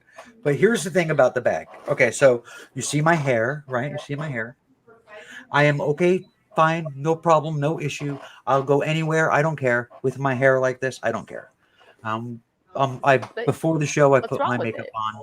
Right, nothing wrong with it. I put my makeup on before the show. I look pretty good. I mean, it's a little now, but you know, I did a quickie job and because it's on camera. But I look good, right? You know, I got my cleavage showing, and you know, and I'm fine. And I'll go anywhere like this, and it doesn't bother me. I go to the store all the time, and whatever. I don't care. I don't have a problem with it. But when I first started wearing women's clothing, I noticed I had a problem with my pockets. I had no place to put my phone or my wallet or my keys. And Peach kept telling me, you have to get a bag. And I kept, you know, putting it off. I don't need a bag. I don't need a bag. I'll carry everything. And then I was having a hard time finding my stuff. Like, hey, babe, have you seen my wallet? Have you seen my phone? Have you seen the keys? And I'm searching all the fucking time for my stuff. I finally caved out a bag. Now, here's the thing with the bag. I will go anywhere looking like this and not feel funny, not feel strange at all. I think the bag makes me look like a fag. How is that? Do you have to have a bag? You literally got the boobies now. Hello, like the universal pocket, my friend. That's where the lip, like that's where that goes. And but wait, there's more. Like, do you see this little gnome right here? Watch this shit. Right? Boom. This guy right there.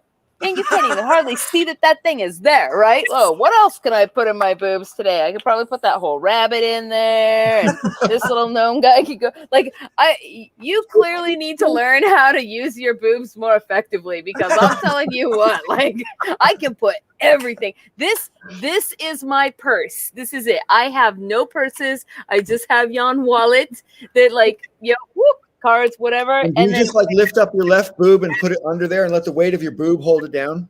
Oh yeah, and for real, it's a thing. Like, it's a thing. So, by the way, I have a bunch of things in my boobs now that I need to so yeah, I mean, like I said, and Paul, I don't know if you heard, I can go anywhere looking like this and not feel weird. I mean, D10s are going in there. I feel weird. Right. And it's one of those things that it's just kind of drilled into you about how you act as a person. Sure. And I had no problem with all of this. This weirded me out, and I'm okay with it now. I've gotten used to it. If I don't have to carry it, I don't. But I mean, my whole life is in here. Maybe you also pocket equity is a thing. What? I'm sorry. Pocket equity. Women's clothes are specific. Yeah. I'm making a video about that. That's my next video is going to be about that. Really? That's kind of cool. Either the Maybe- next video or the one after. I've got 2 videos that are in the works. So, but yeah, I mean, that's what it's going to be about. I already got the title, Prayers in My Pocket. So that's what it's going to be about. It's basically going to be a rant about pockets, or the lack of pockets. I used Yeah, to pocket carry a equities. handbag.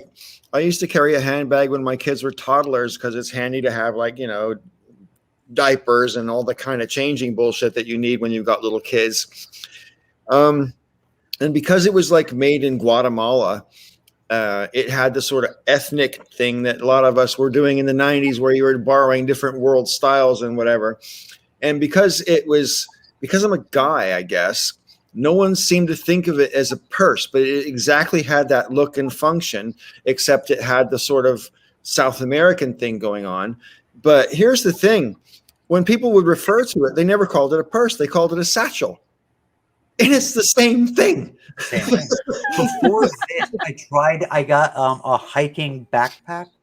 It was kind of a backpack. It was just kind of a weird shape and would like go over one shoulder. Right. And it had like a whole bunch of different pockets. And that thing was just awkward to use. And many of the pockets ended up being too small. And Right. if I was actually using it and I had my wallet in, I would have to search for like 9,000 different pockets to find my. And it was just, I said to Peach, I was like, can we send this back and get our money back on this? Because it's not working out. And then I got this. And Maybe you should try a pocket belt. It took some getting used to, but it's all right. I mean, go for like the Ren Fair thing, because that's one of the things I do if I absolutely need pockets. See, like you get the belt that has the pockets built into it, so it's like a utility belt kind of, and then you can have as many as you want. They can look all like cool steampunk or wastelands or whatever it is. I can get a belt buckle on it with the Batman symbol. You could, in fact, if you really wanted to. None of mine have that, but I'm sure it is not outside the realm of possibility because people will make anything for anything these days. So, but then you got like your pockets right there. You just take your belt off, throw it to the side. You don't have to worry about, did I set my purse down someplace, and then leave it behind with all my shit in it. And like, that's one of the things that I worry about. That's one of the things that I worry about with it. And you should. But I mean, it's a matter of just getting used to things. It's a matter of time. And like I said, I'm all right with it now. But yeah, at first it was rough. I mean, I just, like I said, I could walk around looking like this and I'm like, all busty and everything else. But the bag, I didn't want to look like a sissy, That's interesting. Like my problem with so I don't have purses, but I do have some of those little backpacks. Like I have those and like kind of big ass shoulder bags that can go like over your shoulder and then hang down on the side that are not really like, the problem is they don't really function as purses for me. They function as ways for me to carry books and pens around because I somehow feel like, oh my God, what if I get trapped someplace and I don't have a book to read? I'll be so bored. And that's why I chose this because number one, it's cute. Look at that. It's cute. It's cute, right? It is very cute. It's a designer bag. So I was like, okay, I'm a designer bag for like $13. And it's hideous, Raven. It's hideous. Maybe you'd feel less uncomfortable if you had a better looking bag. It is a cute bag. I like it. It's hideous. Are you kidding? It's small, so you can't fit the whole fucking kitchen sink in it, which means whether or not you're compelled, you're limited. It's just bad. But that's why I chose it. That's why I chose it. You're not being serious. God. I had it 2 days. I had it 2 days and I'm thinking, I need a bigger bag.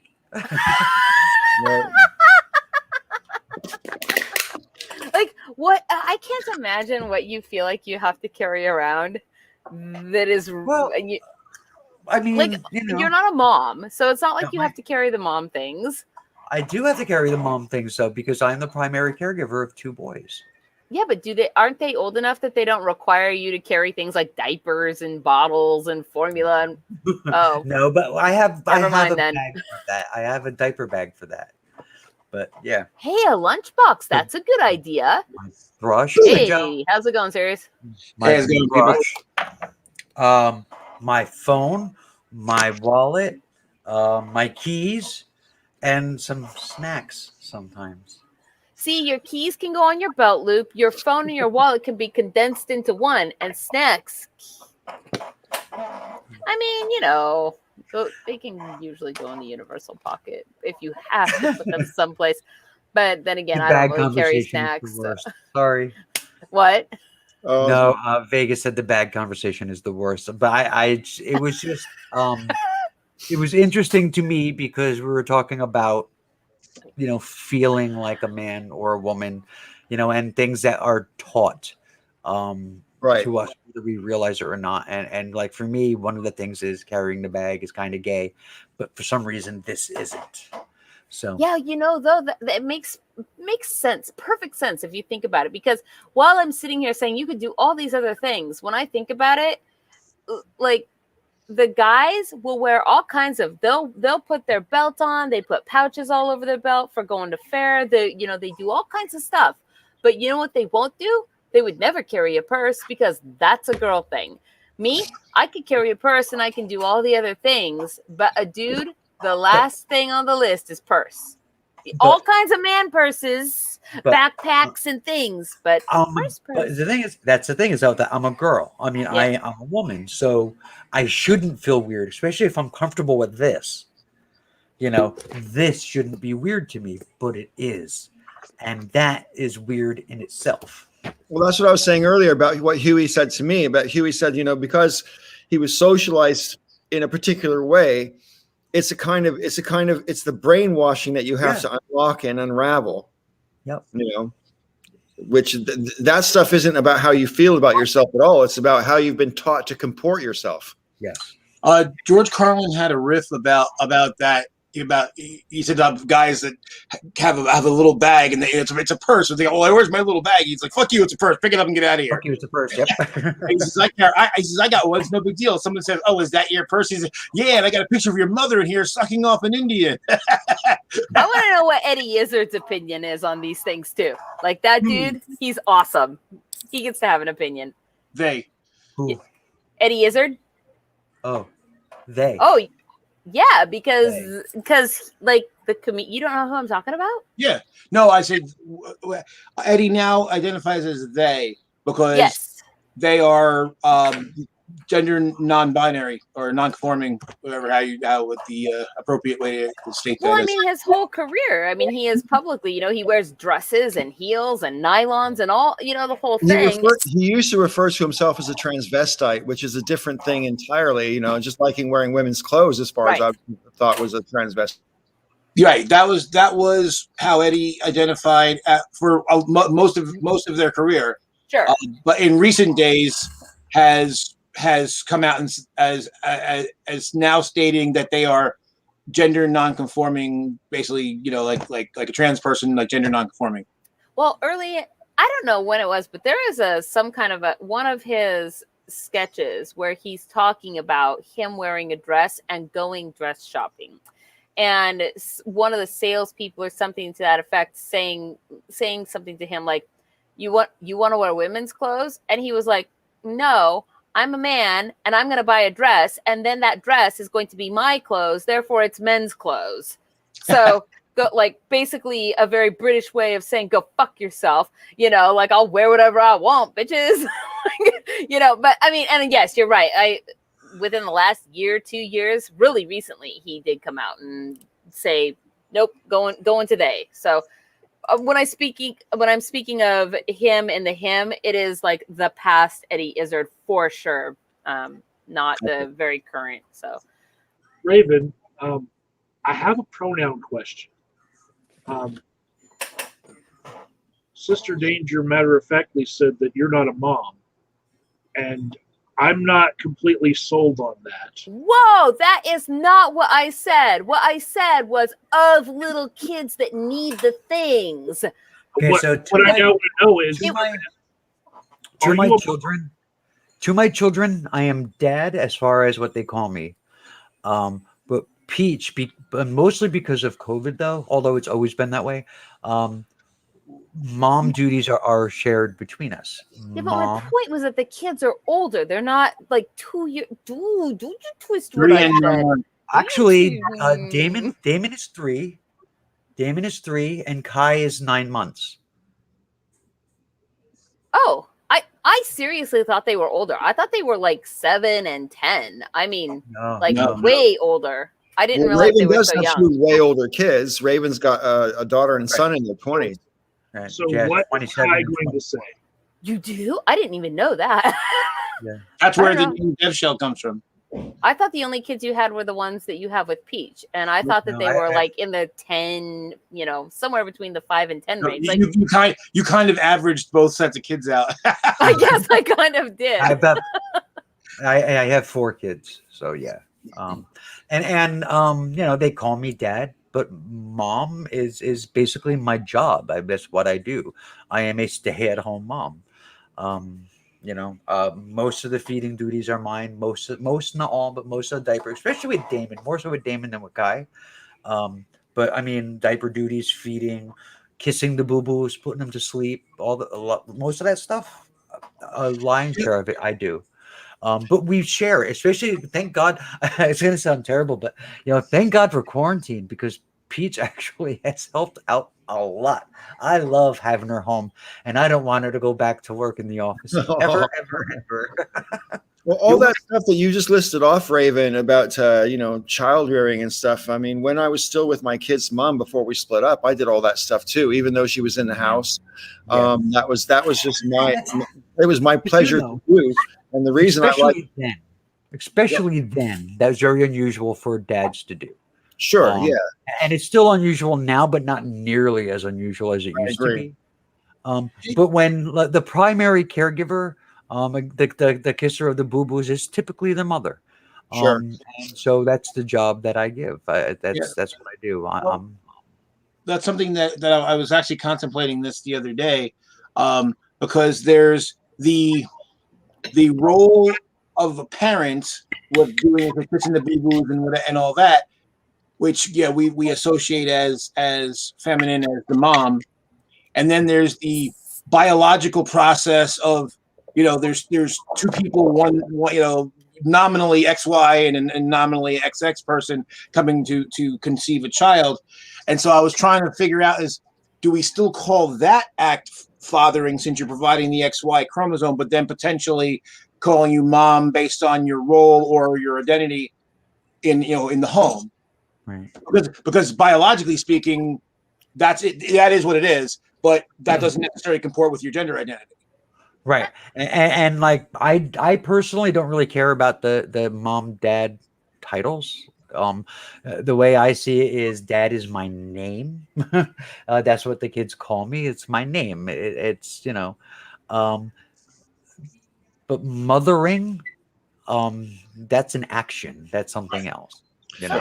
I'm not so sure I agree with that, though. I mean, I raised my kids myself from the age of 2 and 3. Which part don't you agree with? Can you just clarify? Well, the idea that mothering is a thing that I'm not sure. I'm not comfortable with that. I mean, like, parenting. Parenting is fine, but I mean, like, for me, I used to get annoyed, and I shouldn't have, probably, but I used to, my ego is my ego. I used to get annoyed when people would say to me, let's say, like, once a week, I used to buy my kids ice cream. It was literally the only treat I could afford. We get an ice cream once a week, and it was like a really big deal.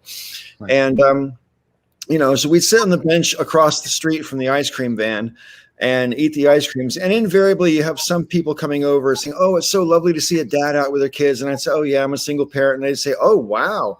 Oh, it's so nice to see a dad sort of stepping up. And why isn't their mom got them? Is she dead?" And I'd be like, "No, she didn't want them." And they'd be like, "Oh, wow, she didn't want them. That's awful." And yeah, it's awful. But my whole thing is, why is it not awful if the dad's gone? And why is it so remarkable that a dad is out with his kids just doing random normal stuff? And I don't think of that random normal stuff as mothering. And I don't think of putting them to bed and feeding them and kissing the boo-boos and being the one they want to have you pick up when they fall down. I don't think of that stuff as mothering. The thing I think of as mothering that I couldn't give my kids, I tried my best. And it's the same thing when people who are single mothers say, I try to be a father to my kids. I don't think you can do that. I don't think I could be a mother to my kids. I don't think my kid's mother could be a father to them either. My sister did it. My sister did it quite successfully. What I'm saying is, I think I understand what you're saying, but I mean, I thought it was important. For example, every single day when I was raising my kids, every day without fail, I told them I loved them every day before they went to bed, because I wanted to make sure that since there's no woman in the household for most of the time I was raising them, that they still had the knowledge that you get from a mother normally, which is this feeling of unconditional love, you know. And typically in quotation marks, and by typically I mean I learned this when I took a child care course and got a qualification in child care, that's where children learn to get their emotional awareness from, is from their mother, right, not their father. So as much as I wanted to impart that as father to make sure it wasn't missing from their lives, I never pretended that I could give it to them in a way they might want or need it from their mother. That's all. I completely. Okay, I don't see why there's any reason why a father can't give their children that kind of emotional. I'm not saying I didn't. I'm not saying I didn't. What I'm saying is that I can't pretend to assume. I can't assume that what I gave them was necessarily sufficient to fulfill the need, psychological and emotional need that children have, that they normally get it from their mother. They're now adults. Are they well adjusted? Amazingly so. Okay, and then you've done a good job, Dad. Do they then share love with other people? My daughter definitely has had issues in the past, but she does, yeah. And my son has never had a partner, so I don't know. Well, I mean, if all the evidence that you have is to the affirmative that they have shared love with other people and that they're well adjusted, then it was sufficient. Yeah, no, I agree. I like to think so. I like to think so. Yeah, well, and in that case, by your own definition, right? By your own definition, like you brought them up to believe that they can choose those things, and those are valid options. They don't have to grow up and get married and have 2.5 kids and a 3. Right, exactly. Right. So, and those are the choices they're making. As long as they're not like out there bringing harm to other people, and or whatever in life, then you've done good. And maybe even better than most, because they've obviously chosen paths that, even 20 years ago would have been considered, like not the normal path to take, but they chose them, they went them, they're living their lives and they're doing great, so like, good for them, good for like being their true selves. You know what I'm saying?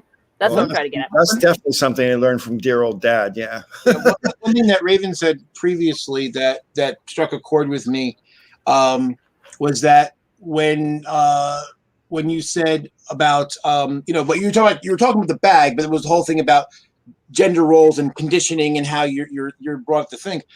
I know for myself, you're a stay-at-home mom. You used to identify as a stay-at-home dad.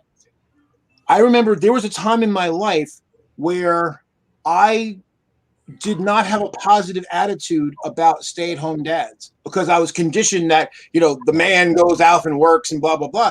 And there was a guy who was a friend of mine in college, and when I reconnected with him on Facebook, I found that he was a stay-at-home dad. And I remember I definitely had like a negative attitude toward him because of that. It took me a while to break that, to actually say no, that one, being a stay-at-home parent's a valuable job that needs to get, that is if the family's capable of somebody doing that, that's a great thing, actually. And it doesn't matter whether it's the father, the mother, the NB, whoever, whatever the role or gender they are. That's still a good thing if you're able to do that. So it took time, and I had to deprogram myself from years and years of that indoctrination. It is my time to go. It is swimming pool time, and I am now being pulled away. So goodbye, everybody. I got like 15 extra minutes. Careful, don't drown the gnome. Wait, do what? Don't drown the gnome that you put in the pocket. Yeah, no, I already took him out. He's here again, so he's good and safe. Besides, he's actually made out of wood, so he would float. Okay, well, have a good time. Thank you. Bye. So, yeah, I mean, yeah, Joe, I get that completely. And yeah, there, for a long time, just our society in general had a very negative opinion of stay-at-home dads. And like Peach said, you know, she's still a stay-at-home dad, and that's it. I am still a stay-at-home dad. And to what's his face? Where is he? Outer Circle. Outer Circle. You need a man and a woman for parents. No. Why? Says who? Says who? You know what? We have millions of years of experience of saying that's wrong. So that just isn't accurate. That just is not correct. Right. So. It's better if they're two parents, but they certainly don't have to be man and woman. Yeah. Two parents is better for a lot of reasons. But yeah. But even one can do a job. And woman. I'm not certain which combination would be the worst, but I'm going to start by investigating what combination raised the outer circle. Well, one thing that's where my breadcrumb trail is leading. Well, one thing I did see a few years ago that apparently lesbian couples like scored like the highest, you know, the best. So the idea that you have to have a father is clearly bullshit because lesbians do the best. So actually, if anything, we should prefer lesbian adoptions over others because they you know the metrics say that they actually have the best outcomes. I like what Vegas just said. It would be fair to say that parents should complement each other ideally. Maybe not mom and dad, but something that would be complementary. And yeah. I mean, obviously, if there's conflict, you know, that where their personalities and their worldview and their parenting skills and everything else don't complement each other, yeah, you're going to have an unhappy home, and that's not good for a kid. So. Better male and female? No, why? That's just nonsense. No. And we literally just told you as they have studied this and found that female actually gets better results. Right. So you're wrong, and it's actually scientific evidence to show that you're wrong, not just opinion. Yeah. Listen, friends, it's getting on a little bit here, and I'd still like to talk to you all after the show. So I'm going to end the public broadcast now. And Joe, you might have to do it because you're in the driver's seat now. So I'm not sure if I try to end it and it doesn't end, then you'll have to end it. But anyway, I want to thank everybody. We've actually had a pretty decent. We haven't had the usual set of dross on the side from trolls, and I don't know. Well, because I had a heavy hand while you were gone, so. Well, Joe, you know, I'm shocked and dismayed. No, it's fine. Anyway, but I sincerely want to thank everybody for their good humor and you know, more or less reasonable engagement in the side chat, and of course y'all on the screen and Sister Danger as well. If you're seeing us still, goodbye and thank you, and we will see you next week where I will be broadcasting from yet another location on the Breakfast Club. Say goodbye, everybody. Goodbye, everybody. Bye.